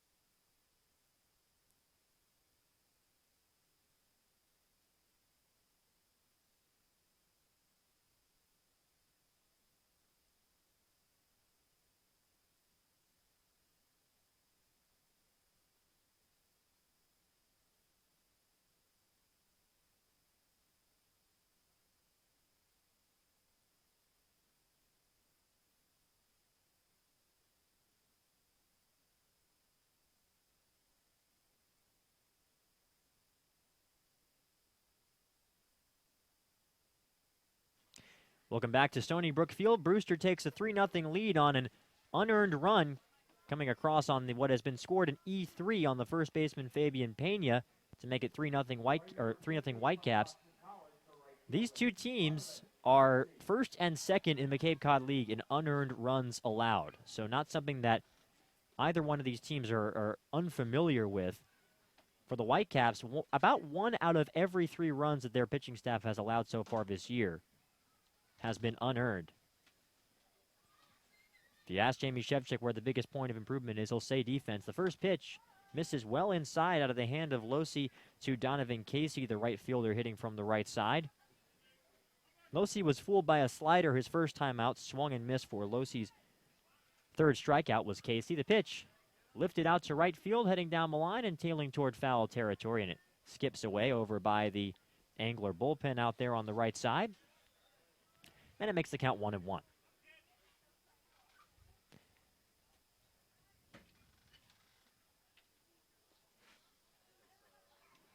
Casey from Stratford, New Jersey. The 1-1 pitch to the righty misses inside. Hit .286 with a pair of home runs for the Boston College Eagles this spring. And also made 23 appearances on the mound with a .284 ERA. So a true two-way player. Here comes the 2-1. It's fouled away toward the right side to even the count at 2 balls and 2 strikes. Sizable contingent of BC Eagles here on the Cape so far this season. A lot of them in temporary roles. Losey looking for strikeout number 8 on this game. He's got a 2-2 count. Gets the sign he likes now from Coons, and here comes the pitch. Fouled away again. So extending the at-bat here is Casey, and he will step aside. He wants some more pine tar to rub his bat up, looks like. Get that all squared away. And if you look back at that pitch there from Losey, Coons was set up right on the outer edge, and it seemed like Losey missed his spot a little bit, kind of found more of the heart of the plate. Casey just missed that one, but Losey did miss his spot a little bit, tried to get that on the outer edge, which has been where he's been living this entire game. Looks like they're going right back there. 2-2 is hit high in the air toward the right field foul line. Hustling is Costas. The hat flies off, but it does land foul. A good effort there from Marty out there in right field, putting all of his oomph into that one. But it does land in foul ground over by the Angler bullpen, where there is a right-hander warming. Looks to me like that's Joseph Linhard, one of the new additions to this team. The righty out of Wichita, Kansas, the Oklahoma State Cowboy, warming up right now for John Schiffner's club, from what we can see over here. 2-2 is the count. Nice at bat here from Donovan Casey. The pitch just missed inside, and a judgment of home plate ump Steve Williams. Hit the spot, did Tony Losey, but just a bit off the plate. And now it's a full count, so a terrific job there from Casey. He swings and fouls off a couple of pitches on the outer half, then is able to take that one on the inner half for ball 3. 3-2 pitch is hit well into center field. Moving to his left is Bishop, but it'll drop in front of him for a base hit. So Donovan Casey wins the battle. A hard hit single to center, and for the second straight frame, Chatham has the leadoff runner on. Yeah, Casey really got a good piece of that one. Looked like Losey just found a bit too much of the zone. Tried to put him away there and left it up. Casey, a good hitter from the right side, drove it out into right center field. Bishop was actually played pretty well, kind of shifted towards right center there. So you thought maybe he'd have a chance of it, but no, ball falling a little bit too quickly for Hunter Bishop. So here is Ashton McGee, and the lefty fouls his first pitch off. It was a fastball that ran a little up there from Losey. The count is 0-1. Kind of like how Losey beckoning the catcher Coons. Come on, give me a new baseball. I want to keep in this rhythm, keep in this groove. Probably one of those guys when he gives up a hit, wants to try and get the next 3 batters down, which is exactly what he did in the 4th inning. Gave up a hard hit single to Josh Shaw and then retired the next 3 hitters in order.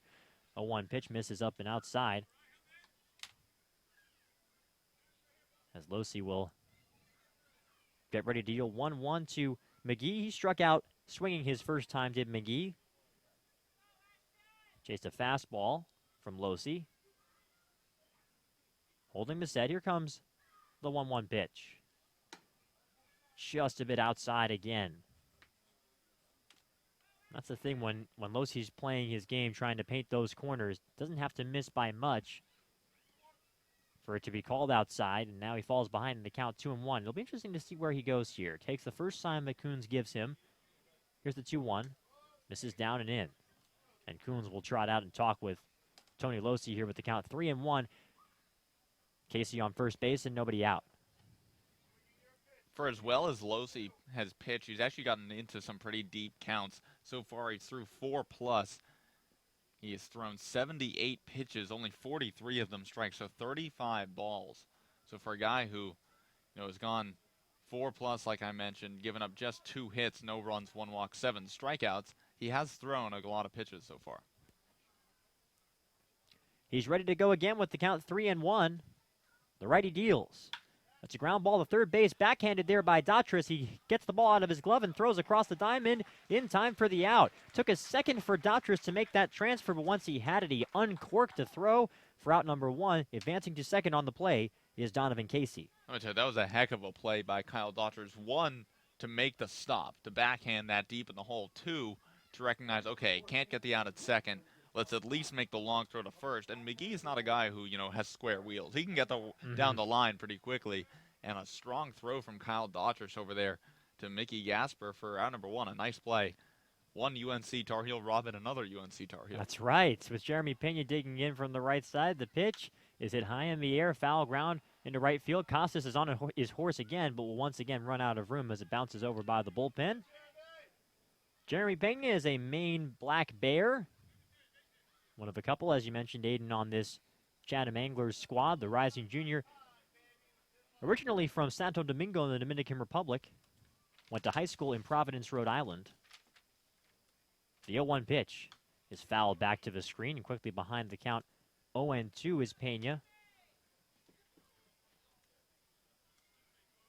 The Whitecaps got their first pair of runs by a Mickey Gasper home run in the 3rd inning, and the 3rd scored when Hunter Bishop hit a ground ball. The throw was mishandled by the first baseman Fabian Pena, allowed the 3rd Brewster run to score. That's where we're at. Here comes the 0-2. Just misses on the outside corner. Coons did his best to frame it, but it was just off the plate. And Steve Williams calls it so. 1-2 the count on Pena.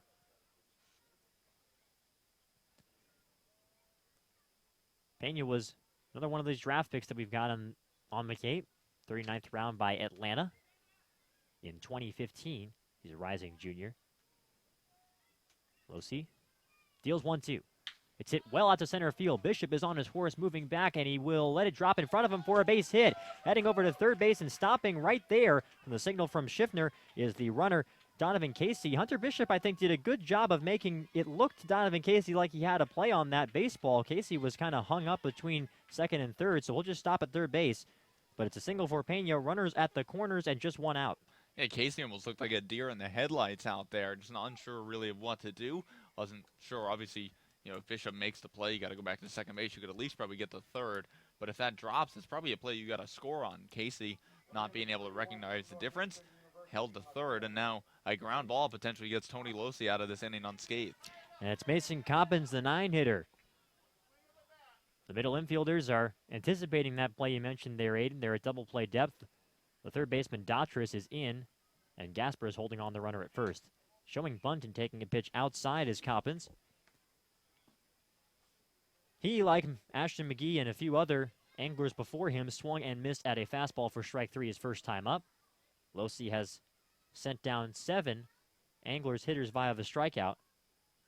Those 6 of those came in that first time through the lineup, or rather 5, excuse me. The first pitch is low, 2-0 the count on Mason Coppins. With the score 3-0 Brewster here in the top of the 5th inning. Coppins, a rising senior, originally from Louisiana. Hit .264 for Northeastern this past spring. The 2-0 pitch, fouled back to the screen to make the count 2 balls and 1 strike. Coppins, we were talking before about guys that are heralded, and we got a guy on the mound in Tony Losi, who was the top pitcher in Georgia by perfect game. Coppins didn't play a ton for his high school team in Louisiana. Wasn't really recruited. They wound up going for a year in prep school in Connecticut and got a look from scouts, went up to, and then decided to do that instead of playing JUCO, and wound up getting a look from Northeastern. He swings and misses at a fastball up to make the count 2 balls and 2 strikes. Yeah, for a guy who goes to Northeastern, you wouldn't expect him to hail from, the bayou down there in Louisiana. I would love to know the student population in Northeastern, how many of them are from Louisiana. But Mason Coppins deciding to play his college ball up in Boston. And he's not a guy who's phased about performing in front of scouts. You've got the whole row of scouts sitting in front of us with their stopwatches and their radar guns. And when he was over at the Salisbury School in Connecticut, there were a lot of those guys there. So he says that he is very comfortable playing in front of scouts because he did it, in an environment that not a lot of the other players have maybe experienced. Waiting on a 2-2 pitch. Here it comes from the righty. It's hard on the ground to shortstop. Could be 2, but it's a slow ground ball. Flip to second for 1. On to first base. It is in time for the double play. Coppins is not an easy runner to double up, but the Whitecaps are able to do it. 6-4-3. The scoop from Graffinino, the turn from Dunn, and the final out of the top of the 5th is recorded. That's a big double play for Brewster. For the Chatham Anglers in this 5th inning, they get no runs on a pair of hits, and thanks to the double play, it's just 1 runner left on base. We're through 4.5 innings of play, halfway through a regulation game. It's 3-0 Whitecaps. You're watching Brewster Whitecaps baseball on Lower Cape TV Channel 99 and live on YouTube.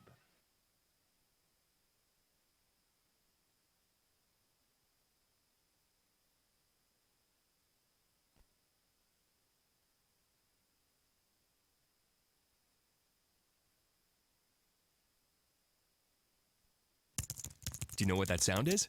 That's your new digital marketing department. And that'll be your new web designer. And that's Haibu, where these experts are joined by many more, from web designers to search marketing specialists, who work hard to get your business noticed online and on mobile.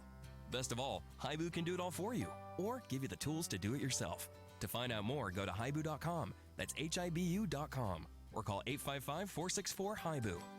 Oh, that'll be your next new customer. Haibu, made for business.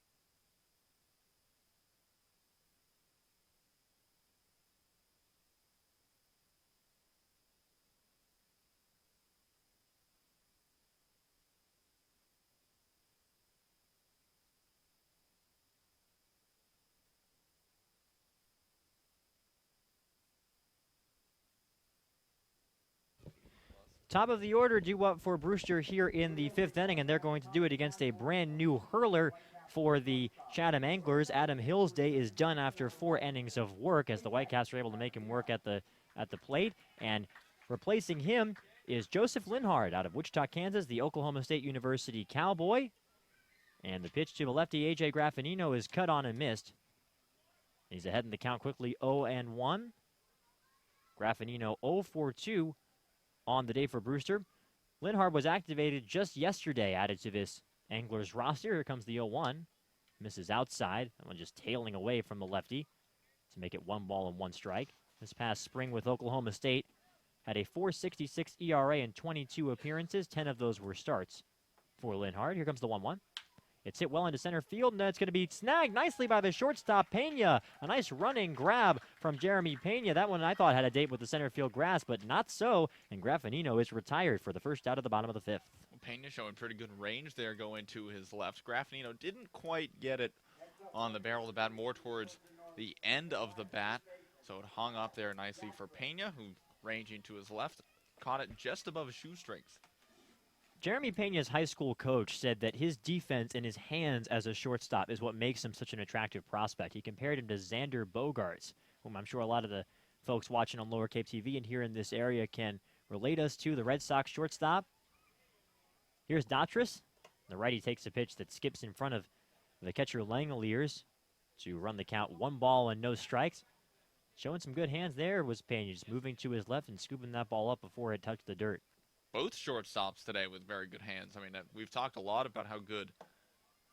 As the pitch is in there for a strike to make it 1-1 on Datras. How good Graffinino is at short, especially how quick his hands are. You know, being around some of the guys they were talking about, as for a catcher, how, you know, like to try and throw out 100% of the runners, they need Graffinino's hands behind the plate. 1-1 pitch, just misses. That makes the count 2 balls and 1 strike. I actually think it was Paulie Milto, who's one of Brewster's, pitchers, was joking about how it's like, yeah, I have a 1.7 second pop time, and they're like, that's Yadier Molina doesn't have that. Here comes the 2-1 pitch. It's fouled away. And that was in Manews. I remember reading that story about Miguel Montero being DFA'd by the Cubs, talking about his pop time being below average. It's about 2 seconds is around the average time, and then really it's just tenths of a second between the great ones and the ones that wind up getting sent down to AAA. Here comes the 2-2 pitch.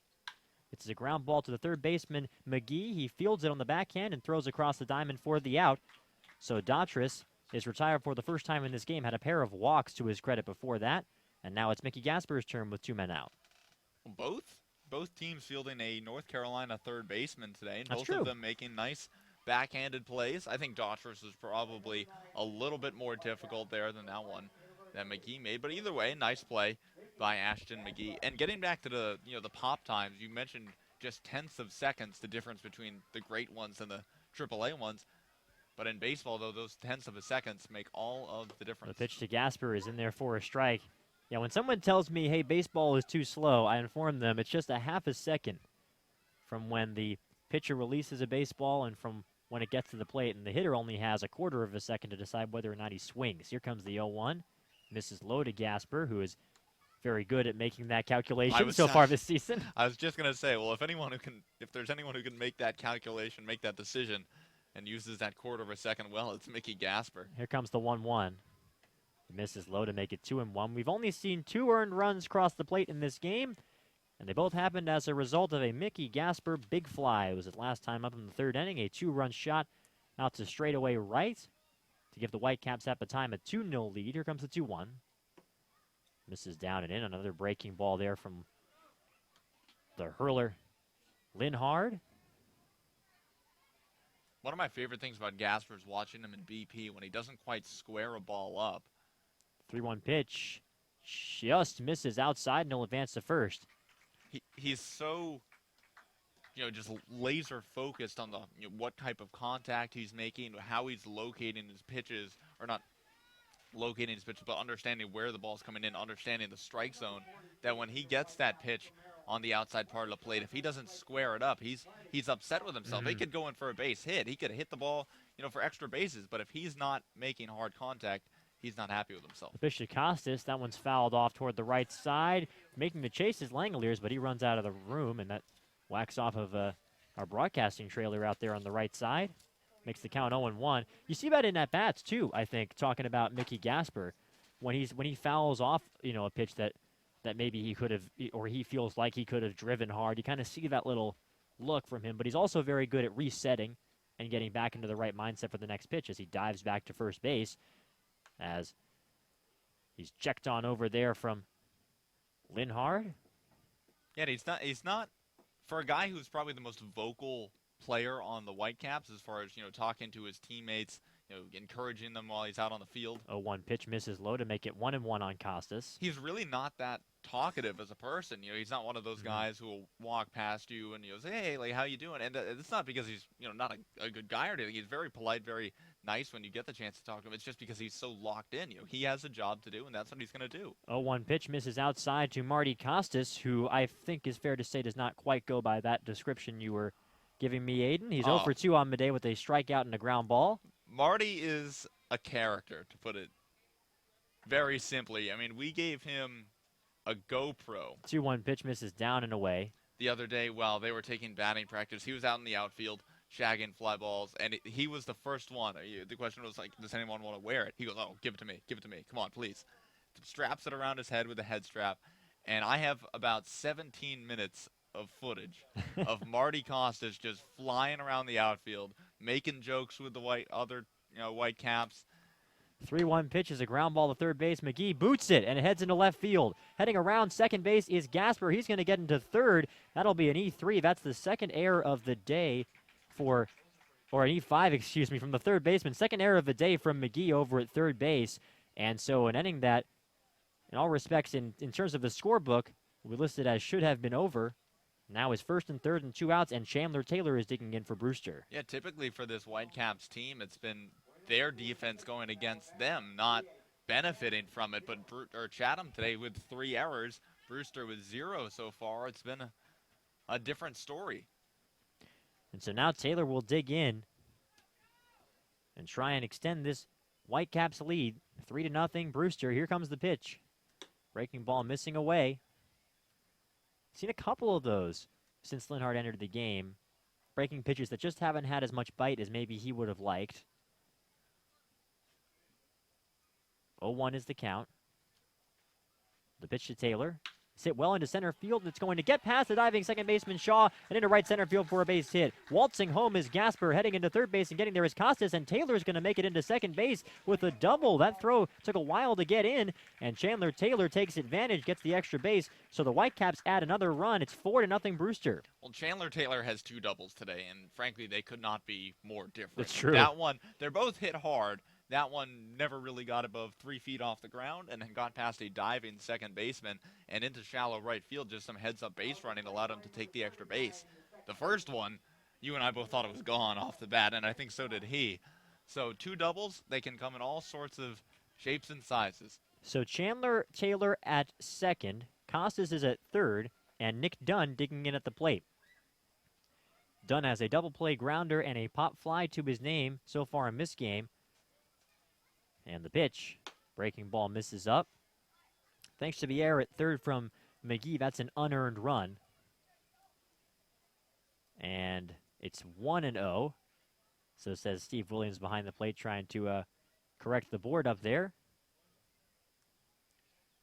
And a quick visit to the mound, as it looks like here, since Linhart has come on to this game, he hasn't quite been able to get his breaking ball to work, to have enough life to it. And that's, I think, one of the issues that he's been having so far. 1-0 is the count on Nick Dunn. Another unearned run coming in. Brewster at 6-6-1. They're looking to move back above 500. Fell back into that role after losing 7-1 in Falmouth last night. And the Anglers are looking to get back to 500. They're at 6-7. Had a rough start to the year and have since really righted the ship, it looks like, in their past few games. And now Taylor will dig in. We'll be ready to go. Second and third, 2 men out. It's a 1-0 count on Nick Dunn. And here comes the pitch. Misses low. Makes the count 2 balls and no strikes. There is action out in the Anglers bullpen right now as a right-hander gets loose. Looks like that is Ryan Hedrick from Presbyterian College. The 2-0 is hit high in the air toward foul ground on the left side, and that makes the count 2 balls and 1 strike. As Nick Dunn looking to reach base for the first time in this game. Brewster hanging on to this 4-0 lead. A homer from Gasper and then a couple of unearned runs have given the Whitecaps their advantage. 2-1 pitch is lifted into the air to left field. Moving back is the left fielder Coppins, and he can't make the play off the left field wall. 1 run will score. In comes Taylor. He will score, heading into second base with a double. That scores 2 Brewster runs as Nick Dunn and the Whitecaps now have a 6-0 advantage. Well, Nick Dunn took the pitch on the outside part of the plate and just drove it out to left field. The wind here at Stony Brook Field blowing out towards left center to left field. Just kind of swirling out there. Got over the head of the left fielder Coppins. We thought at first he might have a play on that ball, and it just barely got over his head right up against the base of the wall. But that's showing just how strong Nick Dunn is. Because, he didn't get the best piece of that one, but out on the outer part of the plate, drove it out to left field. How many left-handed batters not named Chandler Taylor in this lineup could probably do that? Just drive that out right off the fence on the fly. The pitch is outside to the 7-hitter Justin Coons, who reached it on an error and then grounded out so far in this game. Yeah, that swing definitely didn't look like an off-the-wall sort of swing. It looked like, let's put on the bat on the ball, let's try and get a single to drive in a pair of runs. And it really carried, with some help from the wind probably. Coons lifts this one high in the air out to left center field. Moving back is the center fielder Artis. He's back, he's toward the wall, and it's out of here! Justin Coons goes yard for Brewster. His first home run of the season, and the Whitecaps have broken this game open. It's 8-0 now. Boy, Justin Coons just put a ride into that baseball. Now has 3 RBIs on the season. And it's been a rough outing for Linhart here.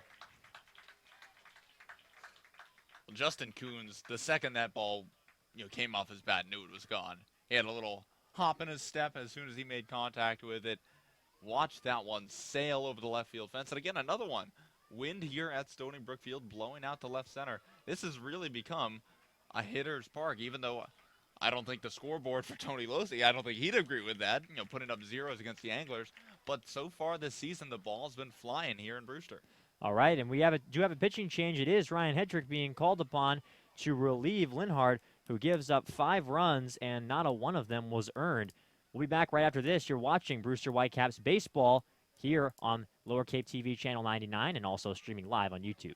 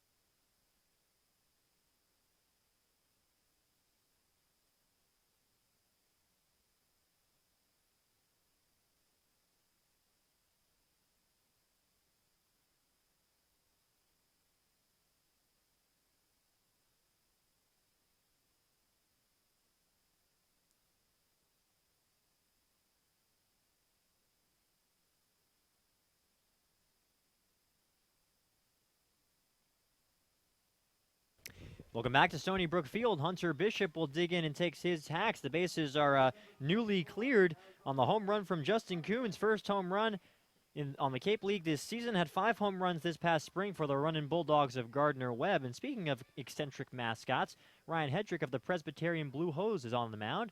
And the righty deals a pitch just missing below the knees of Hunter Bishop.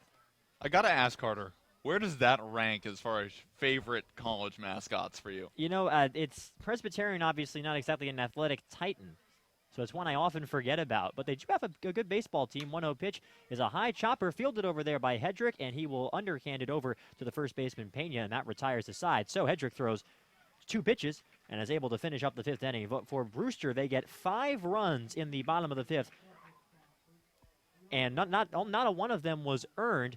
They wind up putting across 3 hits in that inning, and they don't leave anyone on. We're through. Of course, there was one big error there as well. After 5, it is now 8-0 Whitecaps. You're watching Brewster Whitecaps baseball on Lower Cape TV, Channel 99, and on YouTube.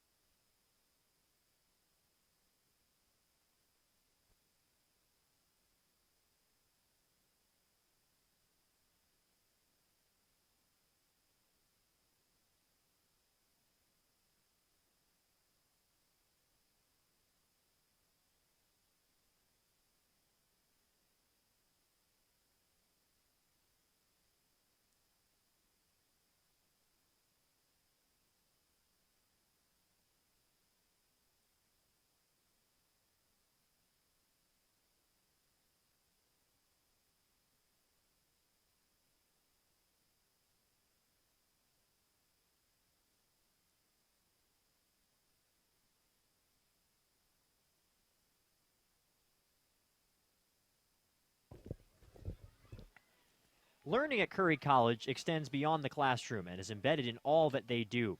Curry prepares students to engage in successful careers and active citizenship with a global perspective. Explore undergraduate majors, minors, and concentrations, including new majors in accounting, biochemistry, and software development. Online at www.curry.edu. Well, Tony Losi's day is done. He is in line for the win after going 5 innings, gave up 3 hits, no runs allowed, 1 walk, and 7 Ks. And speaking of 7, number 7, Robert Broom has been called upon by Jamie Shevchik. He has been perhaps the most reliable hand out of the bullpen just for good old-fashioned work for the Whitecaps this season. Broom will face the top of the order for Chatham, Artis, Shaw, and Olson. On the year for Broom, this is appearance number 5 for him as he readies. And the side armor deals a pitch, just missing low to make the count 1 ball and no strikes. He's thrown 10 1/3. He's only given up 1 earned run. 6 hits allowed, 1 walk, and 13 Ks. Throws a lot of junk out there on the mound. Here comes the 1-0. It's in there for a strike at the knees to make the count 1 ball and 1 strike. And if you looked at Brewster's pitching staff and you wanted to pick 2 pitchers with the most different style on the team, maybe not the most different, but you're pretty close when you pick Losi and Broom as the pitch is fouled away by Artis. Losi, of course, with that fastball, that low to mid-90s that'll attack hitters. He has a breaking ball to mix things up that can get some swings and misses, but primarily it's that hard stuff with maybe a little run. And for Broom, if he gets into the high 80s, he's reaching back, and he has a lot of breaking balls and stuff that'll tail away from hitters. Yeah, that slider looks like a wiffle ball out there sometimes when it's really moving. 1-2 pitch. That was a little wiffle ball pitch right there, but it just missed the outside corner in the judgment of Steve Williams behind the plate. So it'll be 2 balls and 2 strikes now on Artis, who has 2 strikeouts to his name against Losi. Yeah, Losi listed, 6'3", 235. Broom, on the other hand, just 6'1", 180. Artis hits this one hard down the left field line, but it gets fouled towards the Whitecaps bullpen, and we'll do it again. 2-2 is the count. So Losi, big guy out there on the mound, just going to overpower you. Velocity, just pure stuff. Broom's like, okay, I'm going to outthink you. I'm going to outmove you. Even if you make contact, it's not going to be very hard. And both, I think, are two of the more pitchers that are more exciting to watch on this Whitecaps team. So a treat here for the fans. 8-0. Brewster leads. The pitch is in there, called strike 3. Artis is down on strikes for the 3rd time in 3 appearances as he looks at another funky little breaking pitch there from Broom that he was able to drop in. Yeah, Broom can move it both ways, too. He's not one of these guys who's got a straight fastball, and then the breaking ball from a right-handed pitcher breaks away from a right-handed hitter. He's a guy who can move it left and right, sink on his fastball a little bit. Again, we've talked about the slider that moves in like 17 different directions all at the same time. I mean, he's got some crazy stuff out there. The first pitch is outside to Josh Shaw. We've been talking about Josh Shaw's ability to just put the ball in play all game. It seems like that might match up well to a guy like Broom. Here comes the 1-0 pitch. Paints the outside corner for strike number 1. Shaw has a ground ball and a single so far today. One of just 3 hitters to get base hits against Tony Losi in this game. Losi was brilliant the first time through the order and then wasn't quite as effective the second time through as the 1-1 pitch is fouled away, though he still was able to stay on top of hitters and put up zeros. A terrific start for him, and I think just what Jamie Shevchik needed. He's going to Losi, a starter that has looked pretty dependable so far, and now to a workhorse in Broom. This team is short on arms. There's no question about that. They're playing a grueling schedule. They're right at the midway point of this long stretch without an off day of 16 games as the 1-2 pitch is outside to make it 2-2. And right now, I don't want to speak for the coach, but I'm sure he's thinking, here's a guy, Broom, who can be dependable and give us some length. Yeah, Broom's a guy who just pitches a ton. Right. This year, 31 games for Mercer. That's off his glove. He will recover. It's still in front of him. He throws across, and it is in time for the out. He side-armed that one just like he does when he's throwing to home plate. Nice job by Broom, kind of just staying relaxed, keeping his composure after he wasn't able to field that ball cleanly on the first attempt, and Shaw was down. Yeah, it looked there for a second. It kind of popped up of his glove, and he kept looking in the same direction like, oh, I guess it is here. And then he reacted just in time to get Shaw at first base. But Broom's interesting because when he initially warms up, when he's just getting loose in the bullpen, he doesn't throw submarine or sidearm. As the first pitch is up, yeah, you're right. I've seen him do that where you would think, is this the submarine or the sidearm guy that you've told us about? I say it's just the regular overhand motion, and then most of the time when he fields ground balls or stuff like that, it's an overhand motion. 1-0 pitch is laced out to center field. Bishop moving to his right, but it'll drop in front of him for a single. So a nice job by Olsen. He reaches base for the first time in this game, and the Anglers have a runner on with 2 men out. And I think part of that goes back to he's just comfortable with every motion. I mean, he doesn't have that distinct or definitive arm slot, that same motion that he repeats. I remember you and I have touched on this because I talked to him before the season even started about, hey, you're a submarine, like how did that come about? He's like, well, I never actually repeat the same motion, or at least I don't think I do. It's never in my mind when I'm doing it. It's just I know what I have to do to command my pitches, and I do what it takes. So here's Langoliers, and the side armor deals in there for a strike on the outside corner to make the count 0-1. Broom's pretty different from Losi. We're talking about how they're different in pitching styles. They're pretty different in demeanor on the mound, too. Losi's very, he's got that kind of alpha male mentality. He's pitching like a closer. He's ready to go. He demands the ball back from the catcher. As the 0-1 pitch misses low, and Broom kind of lets the game come to him. And again, want to stress here, these are 2 totally different pitchers, and they're both been very effective for Brewster so far this year. Tells you something about the game of baseball where you can have guys come up and approach the same lineup totally differently, and yet still get the same results. 1-1 pitch, grounded foul. That one walked off of the 1 in Shea Langolier's 51 uniform, it looked like. Skipped right back up there. 1-2 the count. Brewster got 2 in the 3rd on a 2-run homer from Gasper, the only earned runs for Brewster to score in this game. 1 in the 4th and a 5 spot in the 5th inning. RBI doubles from Taylor and Dunham and a 2-run homer from Coons. As the 1-2 pitch misses away. So it's 2 balls and 2 strikes now on Langoliers. Langoliers has a pair of strikeouts for his game, so he's trying to avoid a hat trick. Struck out looking. That was Losi's last strikeout of the game, his 7th. And with those 7 strikeouts, Losi now in the Cape God. Swing and a miss. Speaking of strikeouts, Robert Broom gets that one to drop off the table, and Langoliers is retired. Just quickly, Losi now in the Cape or in the lead for the Cape League in strikeouts. And we've seen one more there. Broom trying to catch up to him there. A pair of Ks in his 6th inning. No runs to hit, one left in the 6th for the Anglers. We're through 5.5 innings of play. 8-0 Brewster. You're watching Whitecaps baseball on Lower Cape TV channel 99 and live on YouTube.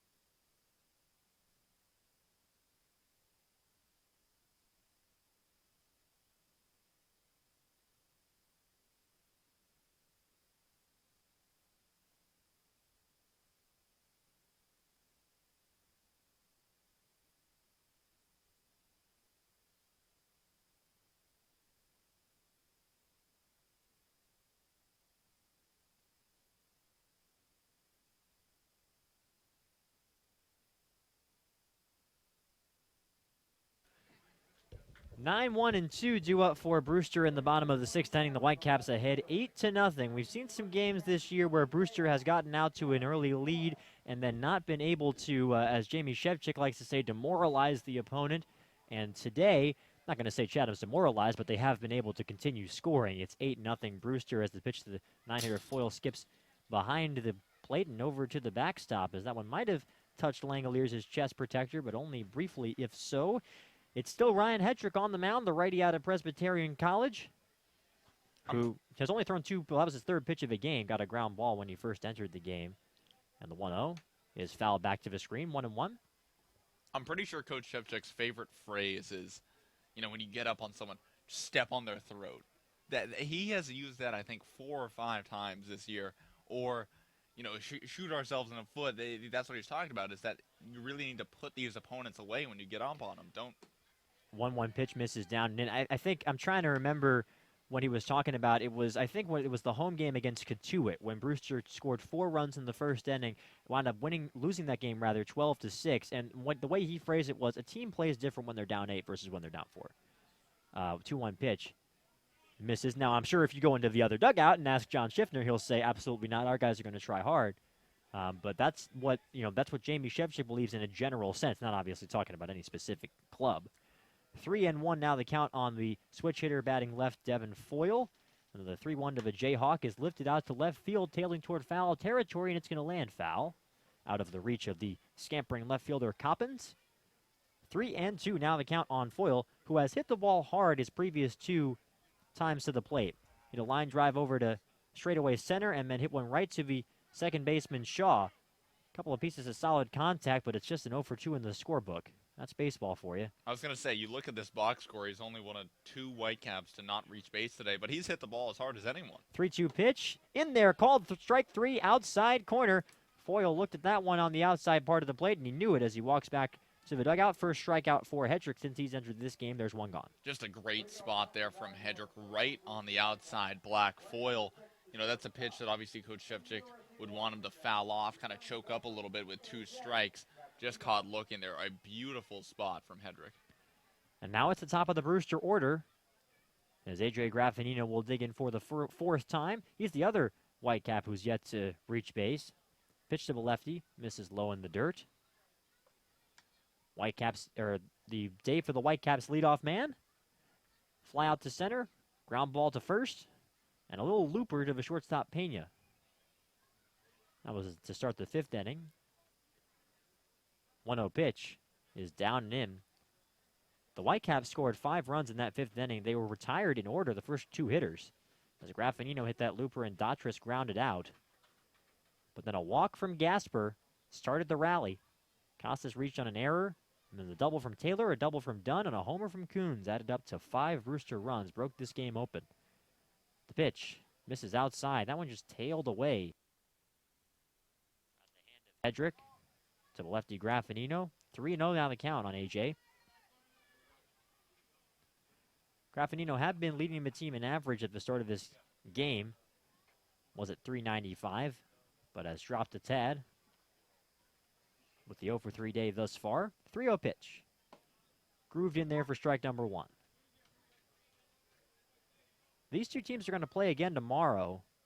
Same bat time, same bat channel right here at Stony Brook Field. It's a makeup from what was supposed to be Brewster's home opener that wound up getting called off because the field wasn't in condition to play after rainy weather. 3-1 pitch misses inside, and Graffinino is on with a walk. You talk about the dip in batting average. Obviously, his on-base percentage is Right. going to go up a little bit there. But when you come into a game batting .395, it's kind of hard to maintain that average. I mean, Perhaps. You go 1 for 3, which is obviously a great line in your box score, and your average goes down. But so far, over 3 today for Graffinino, so that average now currently sits at .366, which, yeah, I think if you ask anyone, they'd be pretty darn happy with. Yes, and here is Kyle Daughtris. His average has technically gone down, but he's walked twice and scored a run in this game. Also hit a ground ball to third, as I mentioned before, in the 5th inning. Graffinino on first. He can run. The pitch is up high to Daughtris. And maybe given the 8-0 score, Graffinino may be persuaded to play this a little bit more conservatively. But so far this year, he's been tricky to deal with on the base paths. Has 4 stolen bases, has been caught twice, and also been picked off a couple of times this year. 1-0 pitch. Misses up and in. The snap throw down to first base is not in time. It was up high from Langoliers. Don't know if they would have gotten Graffinino even if that had been a perfect throw. But Langoliers letting AJ know that he is being given a hard look out there. 2-0 the count on Daughtris. As Hedrick readies himself and deals. That's in there for a strike at the knees. Hedrick out of Southern Guilford High School in Trinity, North Carolina. Had a .350 ERA this past spring and 27 appearances for the Blue Hose of Presbyterian. Only walked 13 batters. And the count is 2-1. Here comes the pitch. In there for a strike inside corner. That one down at the knees. Another nice spot there from Hedrick. He located that when Foyle was up hitting from the left side. That was pretty much the same pitch, if I remember correctly, Aiden, that got Foyle to go down looking. Obviously now a right-handed hitter at the plate. Waiting on a 2-2 pitch. With a runner on and a man out. 2-2. Misses down and in. Runs the count full now.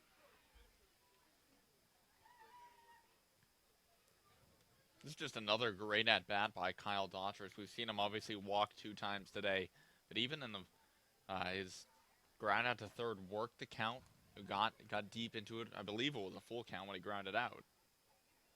And the pitch to Daughtris is hit. A looper to second base. It's over the glove of the leaping second baseman Shaw and into right field for a base hit. So Daughtris, rewarded for his perseverance, gets his first hit of the game, as that was just out of the reach of Shaw, who's made a couple of plays like that today, but not to be there. 2 on and 1 out for Brewster. We've talked so much about averages this inning. With that single, his average got back up to .265, which a 15-point raise over what he came into the game with. And the on-base percentage was at .359 at the start of the game, and he's now reached base in 3 out of 4 appearances. Kyle Daughtris, I think, is just one of those hitters as Gasper now digs in from the left side against the righty Hedrick, who is just, he's not what his average says he is. He's been seeing the ball, I think, a lot better than that average indicates. Not saying the average is particularly bad either. Gets away from the catcher. Langoliers over toward the backstop. It's a wild pitch. Both runners move up. So the count 1-0 on Gasper, and it's 2nd and 3rd for Brewster. That one just skipped off with the chest protector of Langoliers. Nothing he could do, it looks like. And there's it's 1 out and 2 on in scoring position. And now Gasper, who already has a pair of runs driven in on a no doubt about it home run in the 3rd inning that opened the scoring in this ball game, is looking to add a little more to his season total, which now amounts to 13. The pitch in there for a strike on the outside corner. Just the pitch that Hedrick needed to throw there, I think.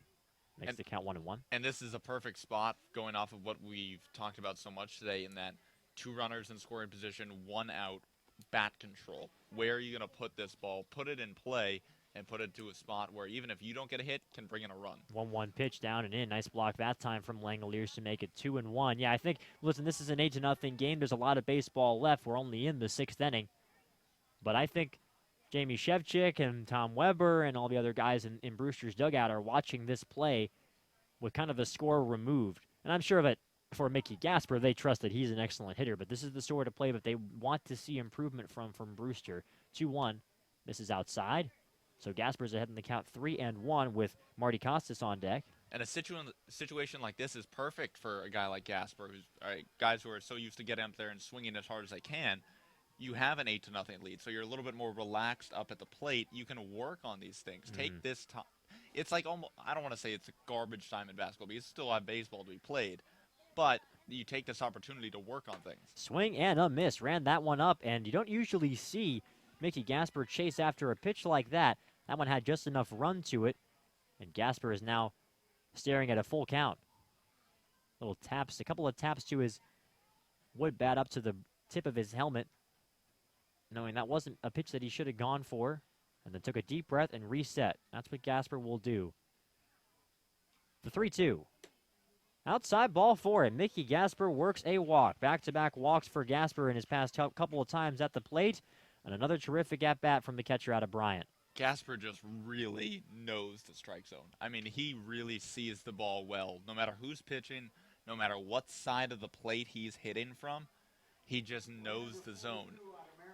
A lot of guys can hit the ball hard, hit home runs. He just is a complete hitter in the way that he works, the way he sees pitches, drives the ball to all fields, has the power, but also hits for a high average. Very few players, I think, especially at a school like Bryant, not one of the bigger baseball schools, not a Power 5 conference or anything like that. The NEC. To come here to Cape and show that approach and that discipline in a pitcher's league, I think has been really, really impressive. Yeah, I certainly didn't expect it. Mickey Gasper coming in, I don't know what you had on him, but we knew, I think the fact that he's a capable catcher when he's called upon and that he's a nice voice in the clubhouse and that he's a good leader, I think we all knew that coming in. But the degree to where he's approaching these at-bats, just in terms of the nuts and bolts of how he digs in at the plate, has been, I agree, very impressive. So here is Costas with the bases loaded now, 1 man out. Hitting from the right side, the pitch. Up high. Counts 1-0. Looked like Langoliers was setting up down and away on that pitch. So Hedrick missing the spot. Was checked on was the mound visit there. There's nobody warming right now in the pen for Chatham. So we're trusting Hedrick to try and get out of this game, trailing 8-0. 1-0 pitch. That's a called strike on the outside part of the plate at the knees. Costas flashes a smile and takes a practice swing, and we'll dig back in with the count even 1 ball and 1 strike. Gasper, a guy who, like we've talked about, led his team, led Bryant in so many offensive categories, but you got to wonder, smaller school, smaller conference, how will that translate? He's been a guy who hasn't missed a beat. 1-1 pitch, drops a breaking ball in there for strike 2. So a couple of pitches at the knees bring Costas behind him a count, and now there is action out there in the Anglers bullpen. Looks like that might be Andre Palante, the righty out of UC Irvine. Warming up the right-hander. 1-2 the pitch to Costas. That misses inside. Costas started to turn away from that one. Had some lateral movement to it because it did miss the plate, but Costas, that looked like maybe was worried that might scrape his uniform. And it wound up just off the plate on the inside part of the plate. 2-2 the count. Bases loaded, full of Whitecaps here in the bottom of the 6th inning. Costas has a strikeout, a ground ball, and then reached on that error in the 5th. 2-2, fouled away. And Costas will stay alive.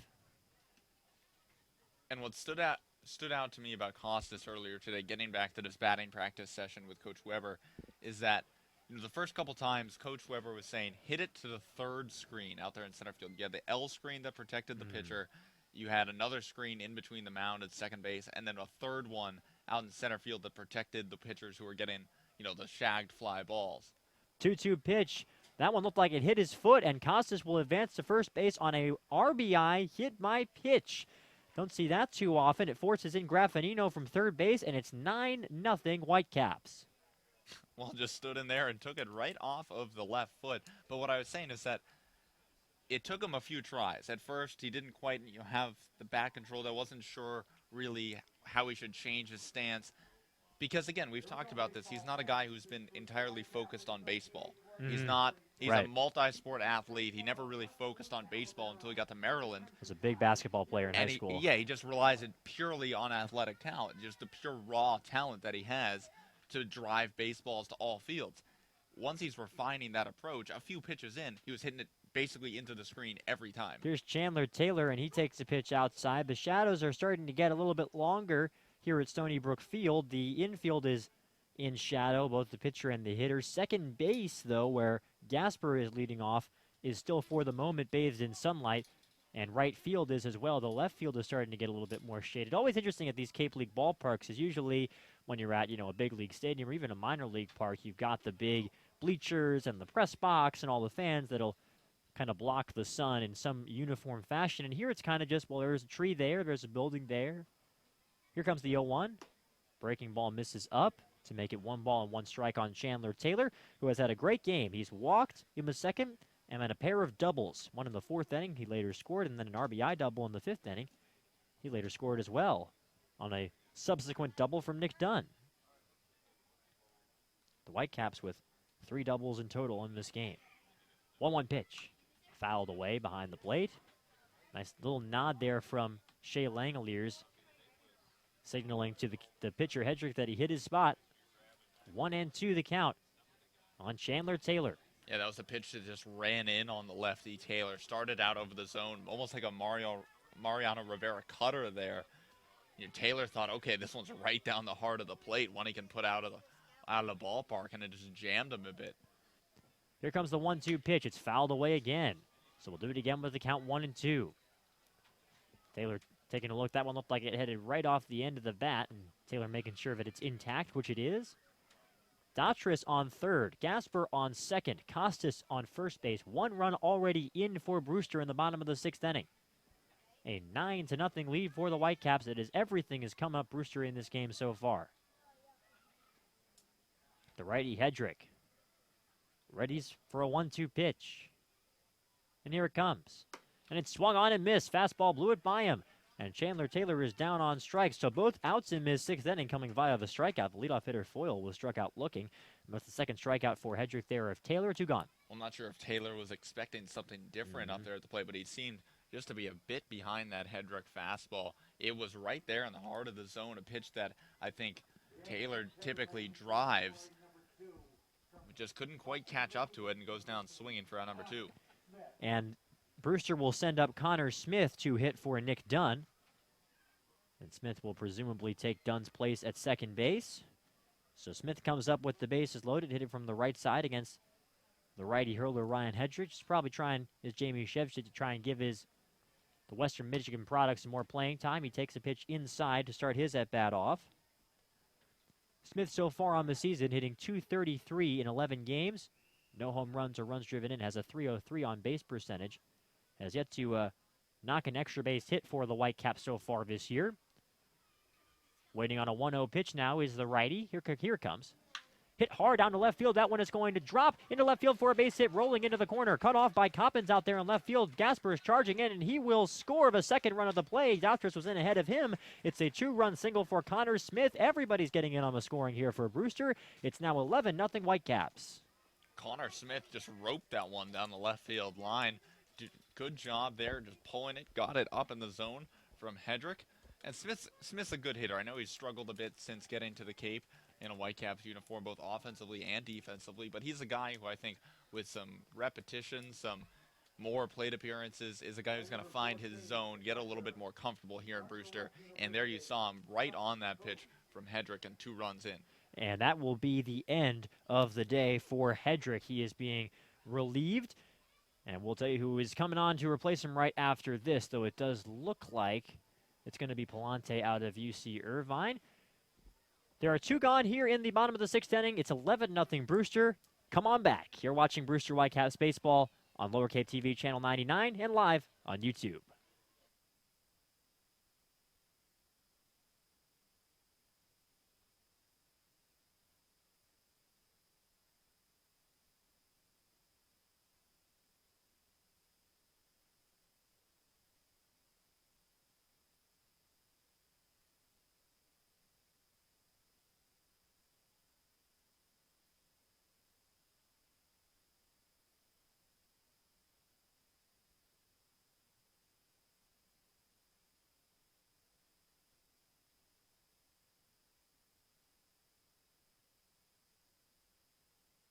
Here at Lower Cape TV, we would like to inform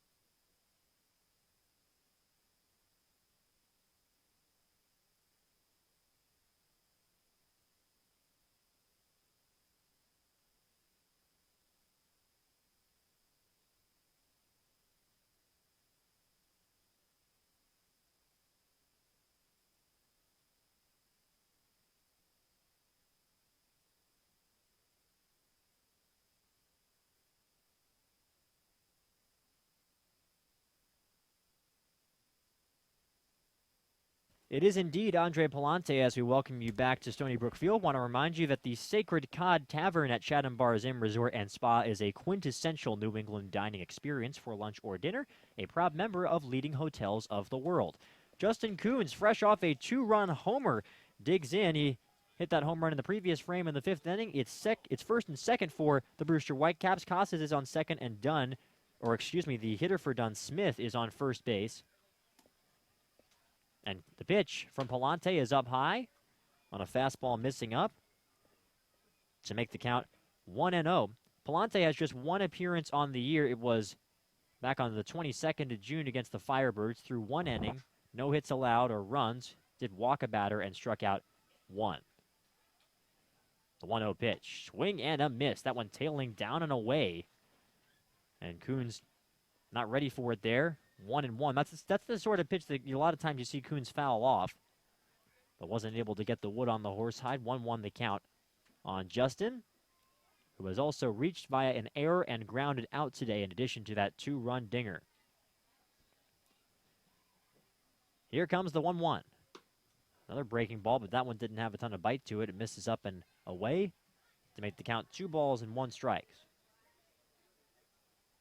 Palante, a guy who throws pretty hard, mainly sits in the low 90s with his fastball, can really, if he wants to rear back though, dial it up, get it into the mid-90s. 2-1 pitch. Swing and a miss. That one looked like it might have been a little dialed up there. It was up above the plate, makes the count even now 2 balls and 2 strikes. Yeah, the scouts in front of us had that one at 92. So Palante, probably the second hardest thrower we've seen in this game behind Losi. Yeah, you're probably right. Adam Hill can get up mid-90s too. The pitch just misses outside to make the count 3 balls and 2 strikes on Justin Coons. One of the guns in front of us had that one at 95. The runners will be going here, it's 2-2. We've been informed. So the runners will be staying where they are.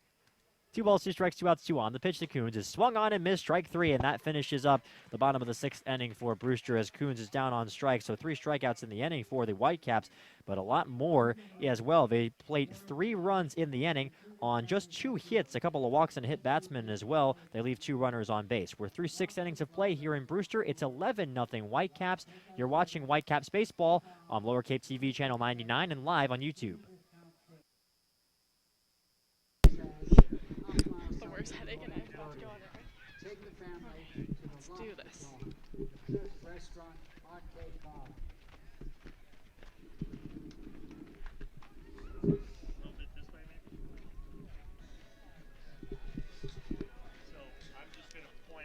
Yeah.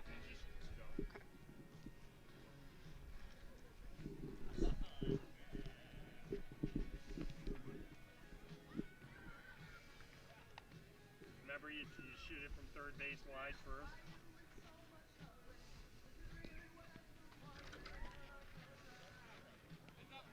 Ready? Ready? All right, switch it. Well, guys, interestingly enough, the two guys that homered today for the Whitecaps, Mickey Back Gasper here at and Stony Justin Brook Kuhn, Field, both go to 11 to mid-major nothing to schools. score. Gasper Whitecaps goes on to top of Bryant, the Chatham Kuhn goes to Anglers. Gardner A few Webb. defensive changes So here for the those two Whitecaps, but guys before we get to were those, talking we're going to send it earlier down to the today. third They member said of our crew, they Morris love Sheridan. being from mid-major schools. They think it gives them an edge. It gives them a chip on their shoulder. They say it gives them an underdog mentality whenever they enter the game. They think these Power 5 kids that are playing on the other teams, they're totally underestimating them. So they love that underdog mentality. Back to you guys. Okay, you back? Okay, good. Not great. Were you telling me to restart? Or? I think they started to talk when you Oh, started talking. okay. I'm not sure. I can't Okay. tell. But That's fine. most of it was there. Yeah, okay. I don't know. It Yeah, might have all been there. that's fine. Hard to tell.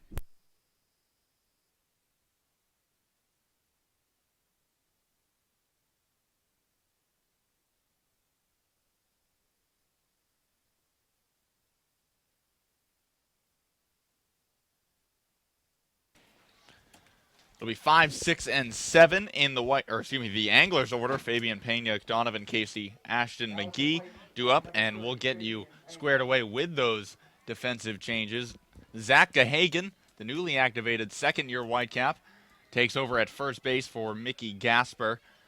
Christian Molfetta takes over at second, and the first pitch to Pena hit on the ground, bobbled by Gahagan, and Pena will reach on the E3. So welcome back to Brewster. Zach Gahagan thrown right into the fire there with a ground ball to him. And the leadoff man aboard for Chatham. And that's not the end of the changes. Looks like we've got Hill out in left. And Connor Smith is at shortstop. Molfetta at second. Gahagan at first. Darius Hill in left. And Cesar Trejo's at third. Coach Shevchik really throwing everyone a curveball here. I mean, he just switched out half the team. As Robert Broom deals an off-speed pitch to Donovan Casey in there for strike one. So it's Hill, Bishop, and Costas left to right in the outfield for Brewster.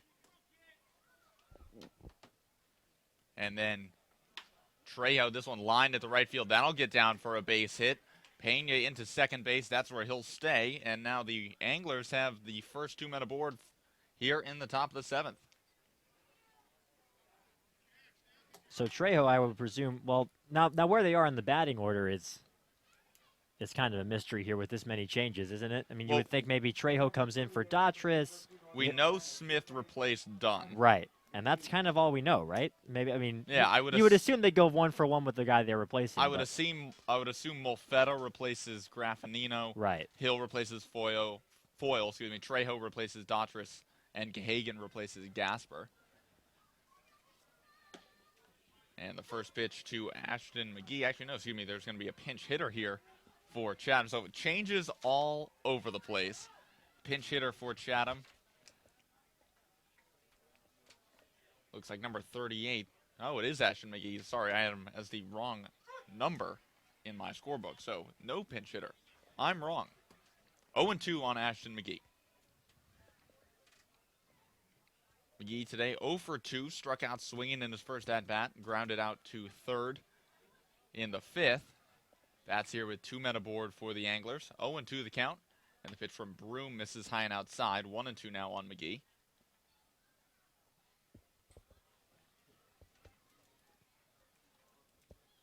This is something, I know Jamie Shevchik after the game yesterday in Falmouth said we're nearing the point where he's not going to give guys just trying to give people playing time. As Broom deals outside, evens the count at 2-2. But this is what that is here. This is him trying to get folks on the roster with, obviously with an 11-0 game, some more experience. And meanwhile, the battery is still just chugging along here with Broom and Coons. Pitch from Broom misses outside. Now count runs full. And we are nearing that time. I mean, Jamie Shevchik has been talking about this a lot, about how at some point he's going to make decisions. He's going to have to make decisions on temp guys when folks coming back from Omaha arrive with the team. He's going to have to make some decisions on a regular rotation because, as he put it last night, they're just going to have to start committing to winning ball games. Payoff pitch from Broom hit weakly towards second, fielded by Molfetta. Throw on to first in time for out number 1. Pena moves to third on the play, Casey to second, so now Chatham with 2 runners in scoring position with 1 down. And, one of those things that Shevchik said last night, going back to what I was talking about, is some guys are going to be bench guys, some guys are going to be, guys that you have, and they're there to be a pinch runner, or they're there to come up and get a pinch hit when you need somebody to drive the baseball. And that's the sort of roles that really haven't emerged yet so far, and not in this game here, as he's able to kind of give these guys one last look with this platoon swap. Jeremy Pena steps in, looks at a first pitch fastball from Broom, misses inside for ball 1. Pena today, 1 for 1, walked in his first plate appearance, then singled back in the 5th inning. Was erased on an inning-ending 6-4-3 double play, which would be the last batter that Tony Losi would face. He got the start today for Brewster as Broom misses outside. Now 2-0 on Pena. Pena, right-handed hitting shortstop out of the University of Maine. 11-0 the score here at Stony Brook Field. Brewster doing all of their damage in the last 4 innings as Broom deals. This one finds his own, now 2-1 on Pena.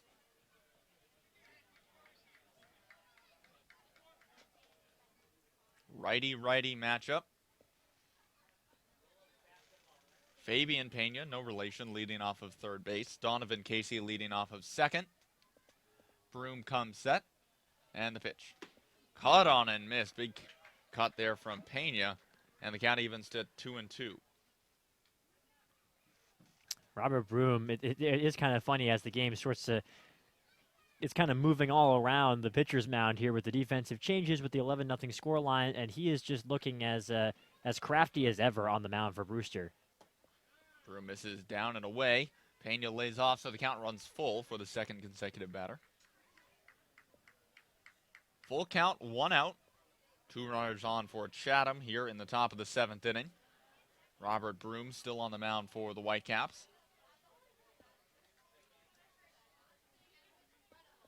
Here's the payoff pitch from Broom. This one chopped right back to him. Looks the runner back at third. Now throws on to first in time for out number 2. A nice play there by Broom to hold Fabian Pena at third base. That's the second time we've seen Broom do that in this game, where he's been able to have some composure on the mound. I think that's something where his demeanor kind of helps him out, right? Broom is a guy, he lets the baseball game come to him. He's very composed out there, so that when a play happens, it's something that happens all the time in baseball. The unexpected can go in, and sometimes it's hard to make the right decisions mentally in that split second. Our Broom is very composed and usually able to go ahead and make the calculation. Anyway, that time it was, let's leap up, let's grab this baseball and flip to first. Now the number 9 hitter, Mason Coppin, steps in. Looks at a first pitch strike from Broom. And just getting you squared away on these defensive changes once and for all. Hill did sub in for Foyle and left. Molfetta, who's at second base, subbed in for the number 2 hitter, Daughtris, who is at third. As Broom misses down and away to even the count at 1-1. Cesar Trejo, who was playing third, came in for Mickey Gasper, who was at first. So he'll take Gasper's spot in the lineup. And then Zach Gahagan, who was playing first at the moment, came in for leadoff man and shortstop A.J. Graffinino. Pitch nubbed down the first base line, but foul, so the count moves to 1-2 on Coppins. And so Robert Broom, after letting the first 2 hitters of the inning for Chatham reach base, is just 1 strike away from getting out of this. I see. And what kind of messed up that equation was Smith came in to hit for the second baseman, and he moved over to shortstop. So that's what's kind of caused all of this, these changes here. So a whole lot of position changes. We thought we had a pinch hitter. We didn't. Interesting inning here at Stony Brook Field. Pitch from Broom misses well high and outside. And the count evens at 2-2. So the only 3 starters left in the game are Bishop in center, Costas in right, and Coons behind the plate. You're right about that. Whole lot of changes. I think, like you mentioned, this is, in an 11-0 game, it really gives everyone an opportunity to come in, get some playing time. And there aren't going to be many more chances to do that this year. Pitch from Broom in there, strike 3. Coppins down looking, and that'll do it for the top of the 7th after the Anglers got their first 2 runners aboard and moved them to second and third with just 1 out. Robert Broom sets down the next 2 batters in order. No runs on 1 hit, 1 error. 2 men left on base for the Anglers. We are through 6.5. It's time to stretch at Stony Brook Field in Brewster. Whitecaps on top of the Anglers, 11-0. You're watching Brewster Whitecaps baseball on Lower Cape TV, channel 99, and as always, streaming live on YouTube.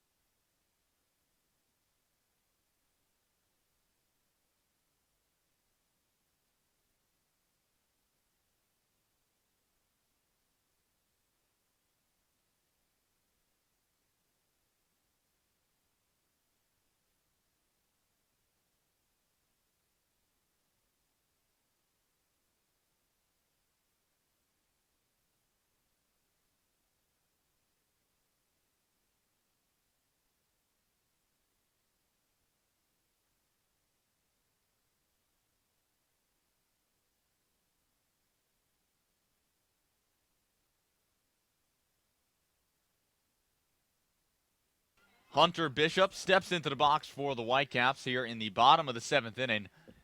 Welcome back to Stony Brook Field, where the Whitecaps lead the Anglers 11-0 as Bishop takes a first pitch fastball in there for strike 1. Bishop today 0 for 3, reached on an error in his second at bat. Made it all the way to second base on the error on Pena at first. Now he's behind in the count 0-1 as Andre Palante misses downstairs. Count evens 1 ball and 1 strike. Aiden Doyle joined alongside by Carter Wooddeal and the third member of our crew, Morris Sheridan. Palante set and the 1-1. Fastball in there at 95. Great pitch there from Palante. Count moves to 1-2 on Bishop. The final line on Hedrick is 1 inning pitch, gave up 2 hits, 3 runs allowed, all of them were earned. He walked 1 and hit a batter as well, striking out 2. 1-2 count. Palante looking into his catcher Langliers. Now comes set. Kicks and the pitch. This one chopped down the first baseline. Kicks foul, though, so Bishop stays alive. And there is one starter who we forgot about there when we were saying starter still in the game. Oh, yeah? Chandler Taylor at DH. I guess that counts, yep. Hey, don't knock the DH. Although I'm more of a National League guy, to be honest. Listen, so let's not count our chickens here. Yeah, There's that is still a true. chance the DH slot could come up and he could be someone pinch else. hit for. 1-2 count to Bishop. Breaking ball in there, strike 3. Bishop down looking. Nice spot there from Andre Palante for out number 1 here in the bottom of the 7th. Yeah, he's come in. That's 2 batters and 2 Ks for Palante since he's entered the game. Got Coons swinging on the breaking ball and then froze Bishop. So when you can throw that mid-90s stuff or low to mid-90s and then have a nice breaking ball with some real big 12-6 movement, that'll do the trick. That'll get you a couple of strikeouts for sure. First pitch now to Darius Hill. Fastball in at the knees for strike 1. Hill took over for Devin Foyle in left field, one of those many defensive switches that Coach Shevchik made there for the top of the 7th inning. Hill, the left fielder out of the University of West Virginia. 0-1 count. He lines this one right into the net. Almost hit Zach Gahagan in Yikes. the on-deck circle. Zach Gahagan is having an interesting day here back in the Whitecaps uniform for the first time since last year. Goes in at first base. The first play of the inning is hit to him, makes an error. Now gets up. He's going to have his first plate appearance and nearly gets, hit by a line drive in the on-deck circle. A very strange message. Yeah, Whitecaps like, hey, welcome back. This one chopped on the ground towards second, moving to his left is Shaw. Fields on a hop, throws on to first to get the speedy Hill for out number 2. And now Zach Gahagan will get his first chance this season to do something in the batter's box for the Whitecaps. And that's a nice cheering section here at the Stony Brook Field. Fans welcoming back the UNC Tar Heel. Was back here because he was trying to make that decision about whether to go pro or come back for his last year of college. Was drafted in the last couple of rounds and decided to return to Chapel Hill. So now a chance to prove himself, and going back to the beginning of this game, it seems a while ago, but first pitch from Palante, fastball, misses upstairs, appeal down to the first base umpire. That's Joe Labella, says he did not go. We were talking about how Chev and the rest of the coaching staff really look at this guy as a veteran presence that this team really needs. Lines this one foul down the right field line. Count evens 1 ball and 1 strike. And yeah, this team, we talked after last night's game that while Gasper is certainly the most vocal player on the team, he can't do it all himself. It's got to be a whole collective team effort about encouraging each other, being vocal out there on the field, communicating, having that energy. And he really hopes a guy like Gahagan, the veteran presence, can do it. Waves at that one in the dirt from Palante. Count moves to 1 and 2. Well, that breaking ball really is working well from Palante so far. And obviously he's got the fastball that's able to set it up. And now for Gahagan, it's that story that we've seen all season where guys are coming in, they're trying to adjust to the wood bat and the conditions, and it takes a while for guys to settle in. This one misses well upstairs from Palante. Count evens 2 balls and 2 strikes. And I guess he was looking for another breaking ball there. It didn't quite bite. And actually, Gahagan was talking with,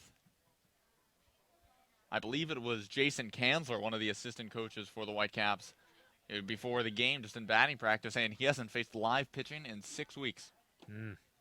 Yeah, because UNC... Palante misses in the dirt. Count runs full on Gahagan. Because UNC got bounced in the regional early by the Davidson Wildcats. So not just adjusting to hitting with a wood bat, but maybe adjusting to hitting.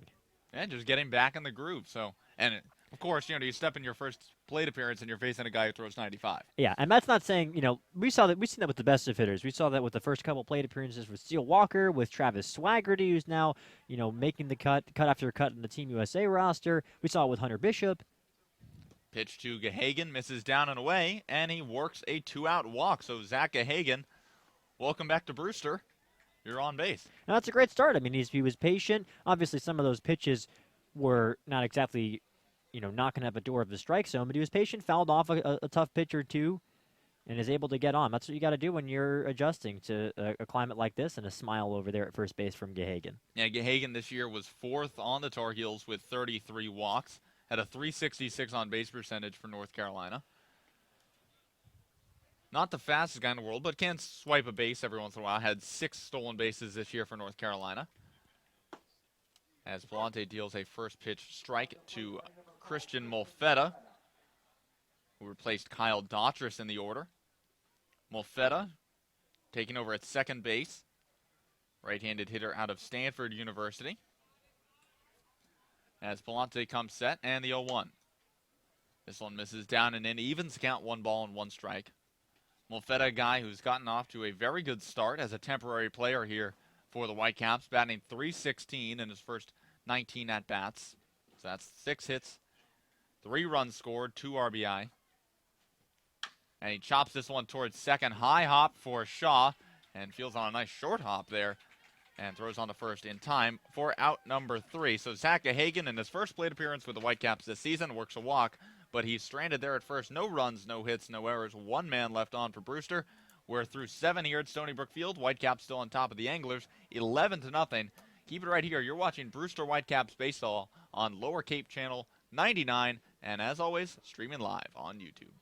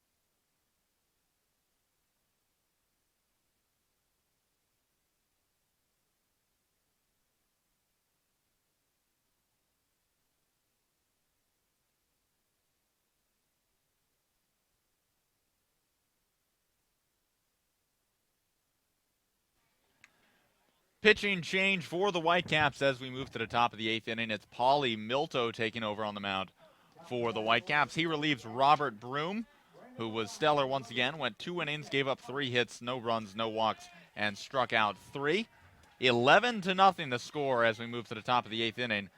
And it'll be back to the top of the order for the Chatham Anglers with DJ Artis leading things off against Milto, whose first pitch in there and fouled away by Artis over the third base dugout. Milto, if you remember correctly, last time these two teams faced off, actually got the start for the Whitecaps after Zach Lingenfelter, right-hander out of Tennessee, was scratched after throwing just a couple warm-up pitches, and Artis lines this one into center field, and that'll get down for a base hit. So the Anglers have the leadoff man aboard here in the 8th inning. DJ Artis, who had struck out 3 times in his first 3 at-bats to start this game off, picks up his first hit of the ball game. Always good to avoid the golden sombrero, right?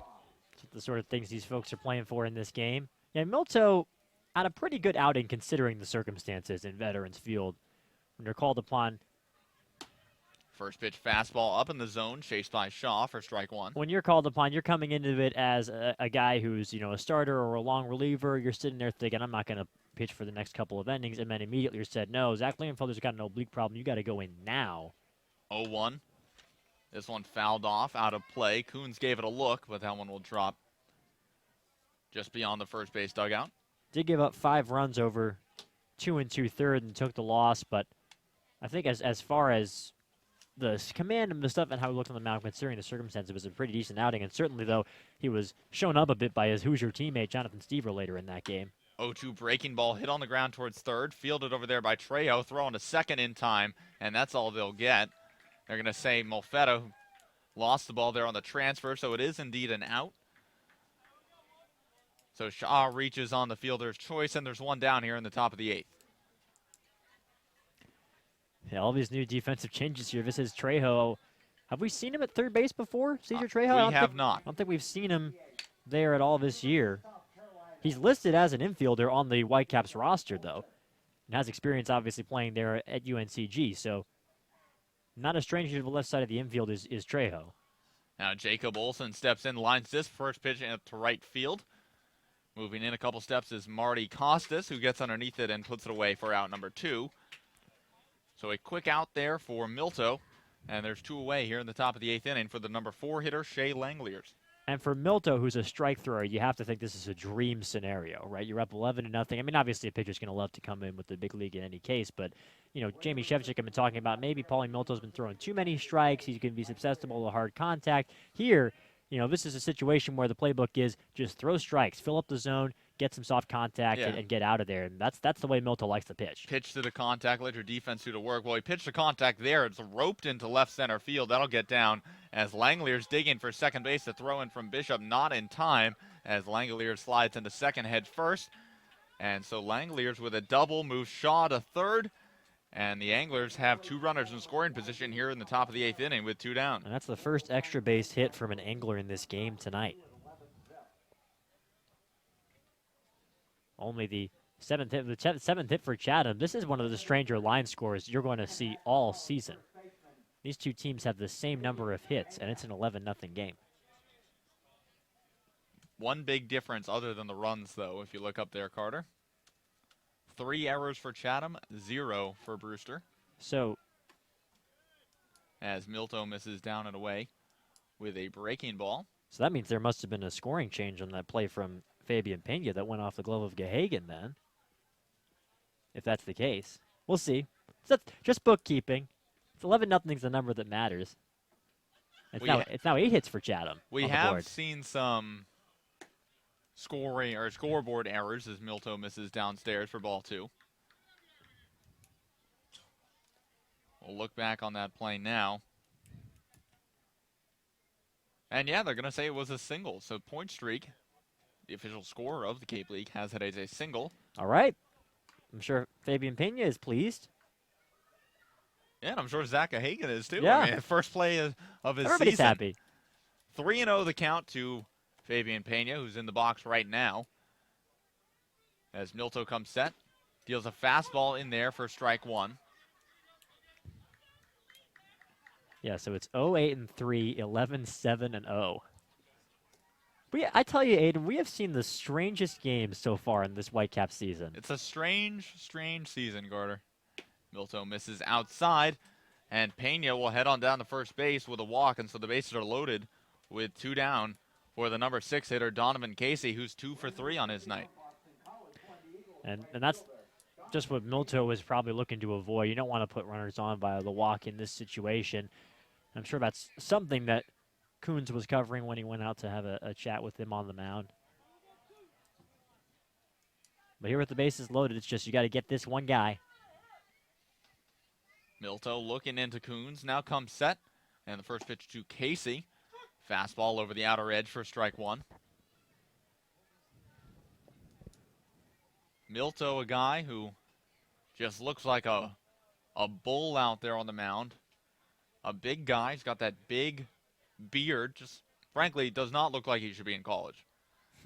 And misses downstairs with a fastball. 1-1 now the count. I mean, he's a guy who looks like he should be, already in the workforce or something like that. He looks older than he is, but Milto, one of the Hoosiers, just a rising junior, so only 2 years. So he's the same age as I am. 1-1 count. Breaking ball there from Milto. Kind of caught Casey off guard, and that was a very nice breaking ball. That's something Milto likes to do. I mean, he throws everything for strikes, even that 12-6 breaking ball that he's got, but a lot of guys would maybe put in the dirt. He throws that for strikes a lot of the time, and it catches people off guard like it did there. 1-2 count. Cut on and miss by Donovan Casey. Milto gets him swinging, and so the Anglers load the bases but fail to score. No runs on 2 hits, no errors. 3 left on base for Chatham. We're through 7.5 here at Stony Brook Field. Whitecaps still on top of the Anglers, 11-0. Keep it right here. You're watching Brewster Whitecaps baseball on Lower Cape TV, channel 99, and as always, streaming on YouTube.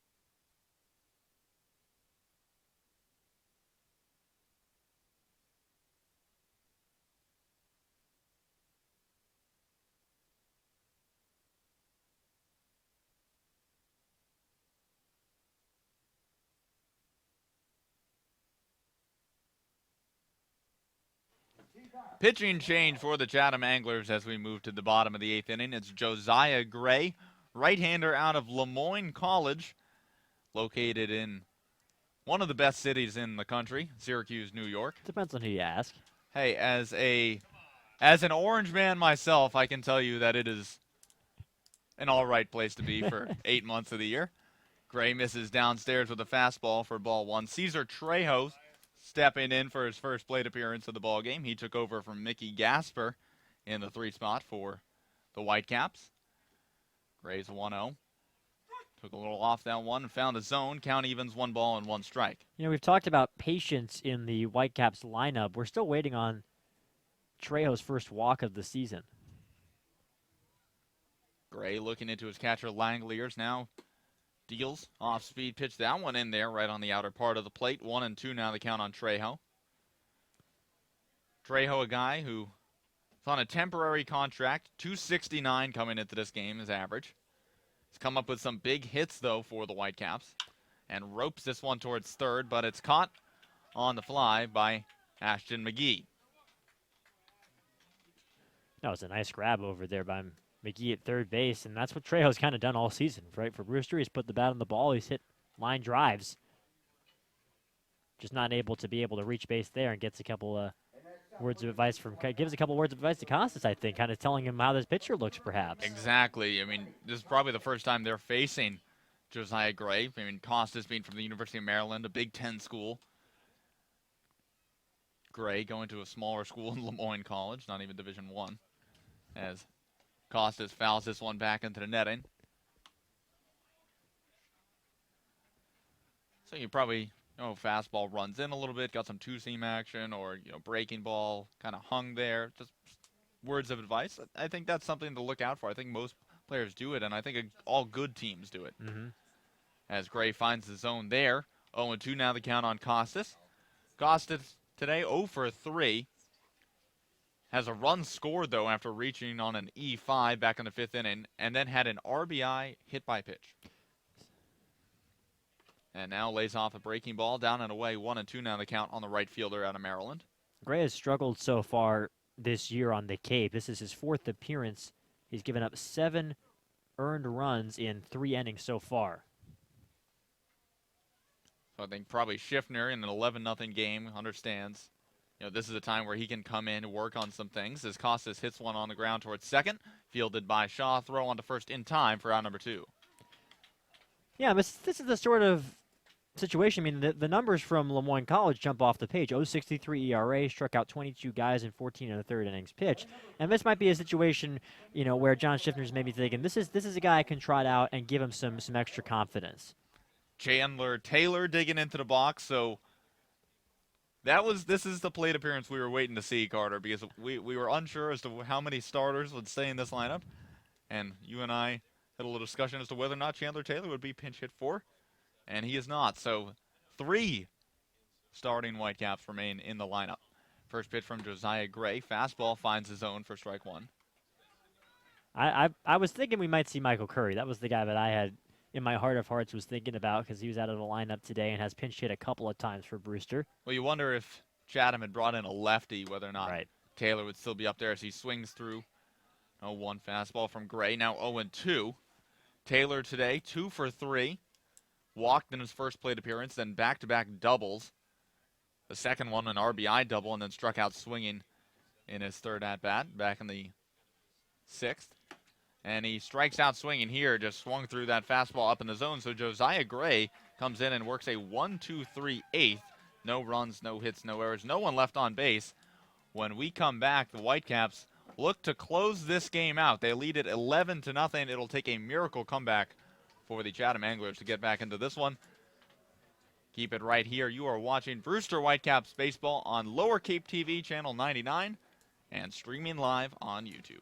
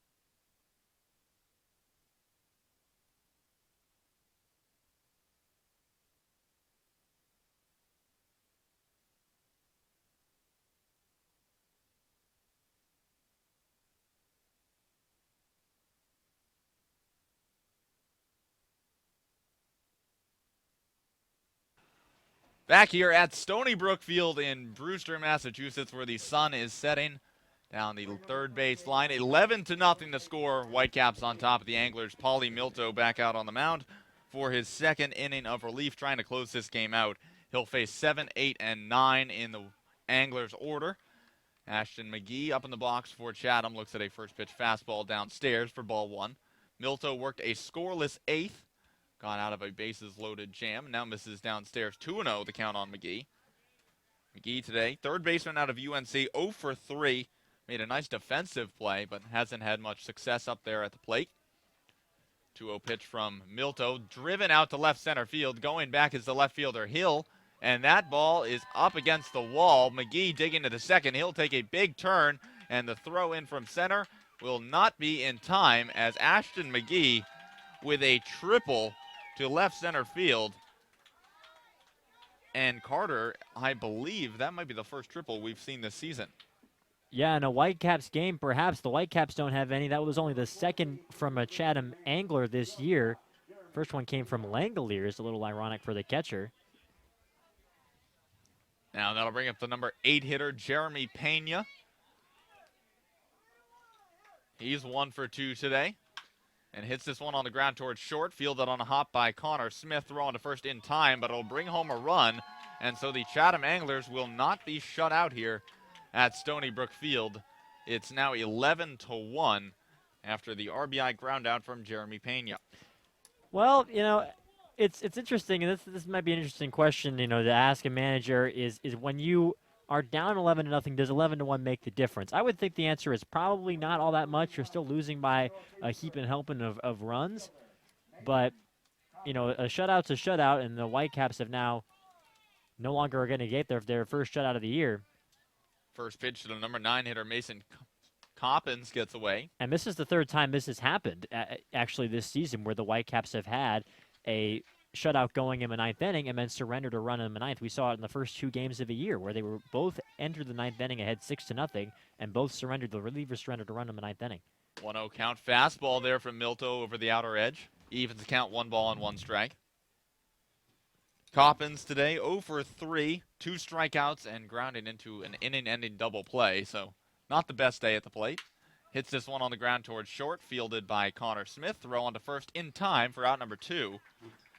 And the Whitecaps are just 1 out away from securing their 7th victory of the season. And it'll be DJ Artis. A little poetic here. Artis was the guy who made the play of the game back on Sunday. That terrific catch that wound up being really the crucial moment in the Anglers' victory. First pitch to Artis, fouled off over to third base dugout. Artis, left-handed hitting center fielder out of Liberty University in Lynchburg, Virginia. 0-1 count, and the pitch from Milto hit on the ground towards first, just foul. Gahagan gave it a chase and now runs past the Anglers' dugout, really trying to get to know Stony Brook Field again. They really are doing some things over at Liberty, aren't they? They got that brand new baseball stadium attracting a lot of recruits, Liberty Flames. 1 strike away, the pitch from Milto. Fouled off over to third base dugout now, so Artis stays alive. And there's a couple of Liberty guys on this roster. Jack DeGroat, who we saw back on Sunday. The pitcher is also a Liberty Flame for the Chatham Anglers. 0-2 count, Milto deals. Fastball misses high and inside. 1-2 now the count on Artis. 11-1 the score here at Stony Brook Field. Whitecaps on top of the Anglers, and Milto deals. This one hit high in the air out towards right field. Going back is Marty Costas. He's at the track. He's at the wall. And he puts it away. So a loud third out for the Anglers. But that is your ball game. After a tough loss last night, 7-1 at the hands of the Falmouth Commodores, in which the Whitecaps got 4 hits, they explode today for 11 runs. They defeat the Chatham Anglers 11-1. And Carter, there are a lot of stories you could go with here. Tony Losi on the mound, 11 runs at the plate, no errors in the field. They did it all today. Yeah, Tony Losi, it seems like so long ago when Tony Losi was towing the rubber for Brewster, but he had his stuff working. today. He had the stuff going, the control. I think what'll be interesting to watch the next time that Tony Losey goes out, because he's going to do it again. He's going to be determined as ever. And I think the stuff is going to be there, is to see how he handles the second time through the lineup. Because today he got 7 strikeouts, and 5 of them came that first time through the lineup. Well, it faced the minimum 9, or the first time through, exactly faced against the lineup. And then when the second time came through, surrendered all 3 of his hits, gave up a walk as well, and so it's interesting to see for what's coming up later. But I'm sure and Mora is probably going to be tracking down Jamie Shevchik at the end of this game. He's probably going to have a huge smile on his face when he talks about the way that his team performed today. They got out hit, but they win the game 11-1. Yeah, hey, that's baseball. I mean, some games you give up 9 hits, and the other team only scores 1 run, and you score 11 runs on 7 hits. And some games, frankly, they could be on the complete opposite side, where they could explode and we've seen it, getting hits, getting people on base, working walks, but not getting the big hit, not getting people around scoring. And so today, I think if you're Coach Shevchik, obviously it's only 1 game. You still got a long way to go in the season, and it doesn't make up for some of the earlier losses. But you mentioned the word like poetic justice with DJ Artis making the last out of the ball game. It seemed like a little poetic justice there with the team, getting out hit, but still exploding for some runs. And you and I talked about it between innings. If you're Coach Tommy Weber, after spending all of the early work today before the game, batting practice, don't hit home runs, work on contact. Well, they got home runs anyways. Mickey Gasper with a home run to right field, and obviously Brewster putting up 11 runs. We're going to take a short break now, wrapping it up. When we come back, our very own Maura Sheridan will hopefully have Coach Jamie Shevchik, and we'll see if she can get a player for us to talk to as well. Keep it right here. We've got more from the official postgame show of the Brewster Whitecaps on Lower Cape TV, Channel 99, and streaming live on YouTube. 11-1 the final. We'll be right back.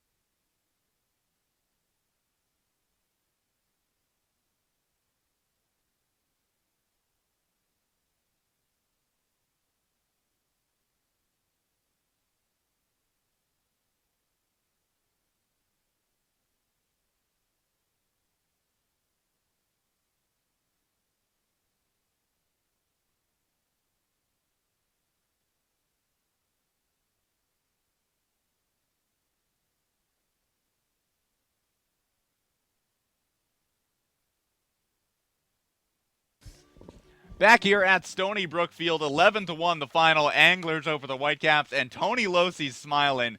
He's with our very own Maura Sheridan. Maura, take it away. Well, Tony, a very consistent day on the mound. You had 7 strikeouts, didn't allow a run. What was working for you today? Just the fastball. My off-speed was good. I mean, I didn't throw it much, but when I did throw it, I kept it down in the zone. It's just a great miss with that, and just spotted my fastball really well today.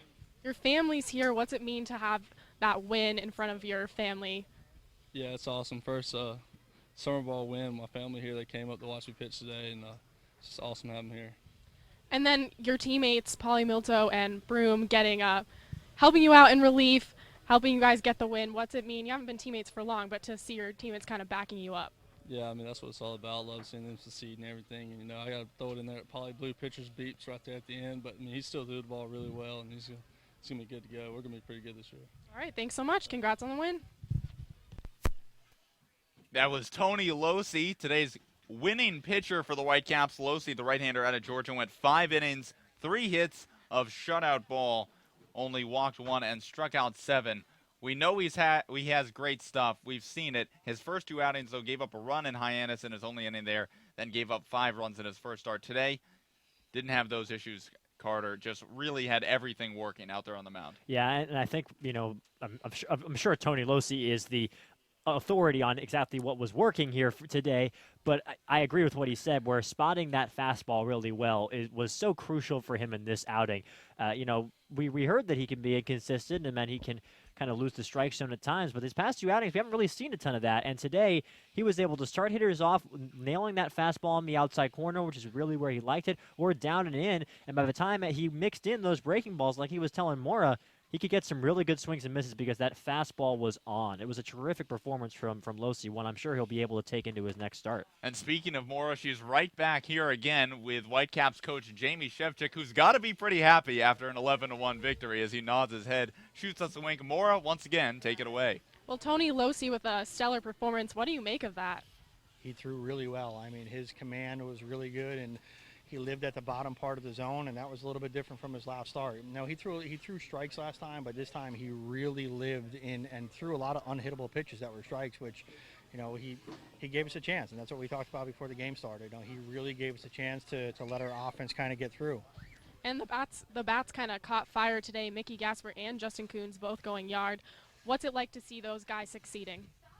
It's special. I mean, those guys are Mickey's a very, very good hitter, and I keep saying that, and it's nice to see Justin, get on the board with the home run. I think today we may have gotten out hit. I don't know if that's true, but we had efficient hits today, and we had timely hits, and that was the important part. We capitalized on the mistakes that they made, and we had one error, right? One error. We had one error. Oh. No errors. And then yesterday it was a 7-1 loss. Now you win 11-1. How important is that bounce back? This is a big win for us. This is, we need to gain some ground on a team like Chatham, and tomorrow again is the most important game of the summer. I said that last time against Chatham. I said today and then tomorrow. Anytime we play a divisional game where we're keeping our head above water, those wins are important. They're a lot bigger wins than getting wins against the other side because we gain a little bit more ground. All right, thanks so much, Coach. Congrats on the win. Thanks, Mora. That was Coach Jamie Shevchik, who thought they had an error. So, Carter, we weren't alone. He agreed with us that was a scoring change that came through, and it was ruled a hit on that play at first base.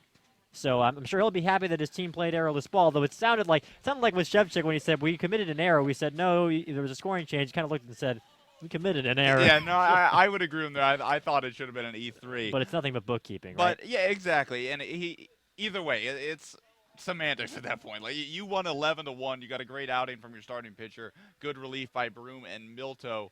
Just an overall very solid performance from the Brewster Whitecaps today. And I loved what he said about being an efficient hitter, because the word efficiency, I'm a huge person when it comes to efficiency. I love guys in basketball who shoot above 50% from the floor. I love guys in football, quarterbacks who complete a lot of passes. I don't like, scoring a lot but going 3 for 20 from the floor. So before the game, I feel like we were talking about this a ton. Tommy Weber literally used the word being a more efficient hitter at the plate. Said that to this team before today's game. They go out, 7 hits, 11 runs, and after the game, Coach Shevchik says they were more efficient at the plate, which he is absolutely right about. Well, that'll just about wrap it up for Carter and I and the third member of our crew, Morris Sheridan. 11-1, the final from Stony Brook Field. Whitecaps victorious over the Chatham Anglers. Tony Losi picks up his first win for Brewster. He went 5 innings of shutout ball while striking out 7. Next game tomorrow, right back here at Stony Brook Field against these same Chatham Anglers. It'll be William Tribuker on the mound for the Whitecaps, the lefty out of Michigan. That game once again at 5 o'clock. You guys can tune in at 4:45 to hear Carter and I for the official pregame show of the Brewster Whitecaps. And that'll just wrap it up for us. I've talked enough tonight. You've talked enough tonight, Carter. Morris talked enough tonight. We all have. We're going to let you all get back to whatever you are doing on this beautiful Wednesday night. 11-1, the final from Stony Brook Field. Whitecaps victorious over the Anglers. Have a wonderful and a safe Wednesday night.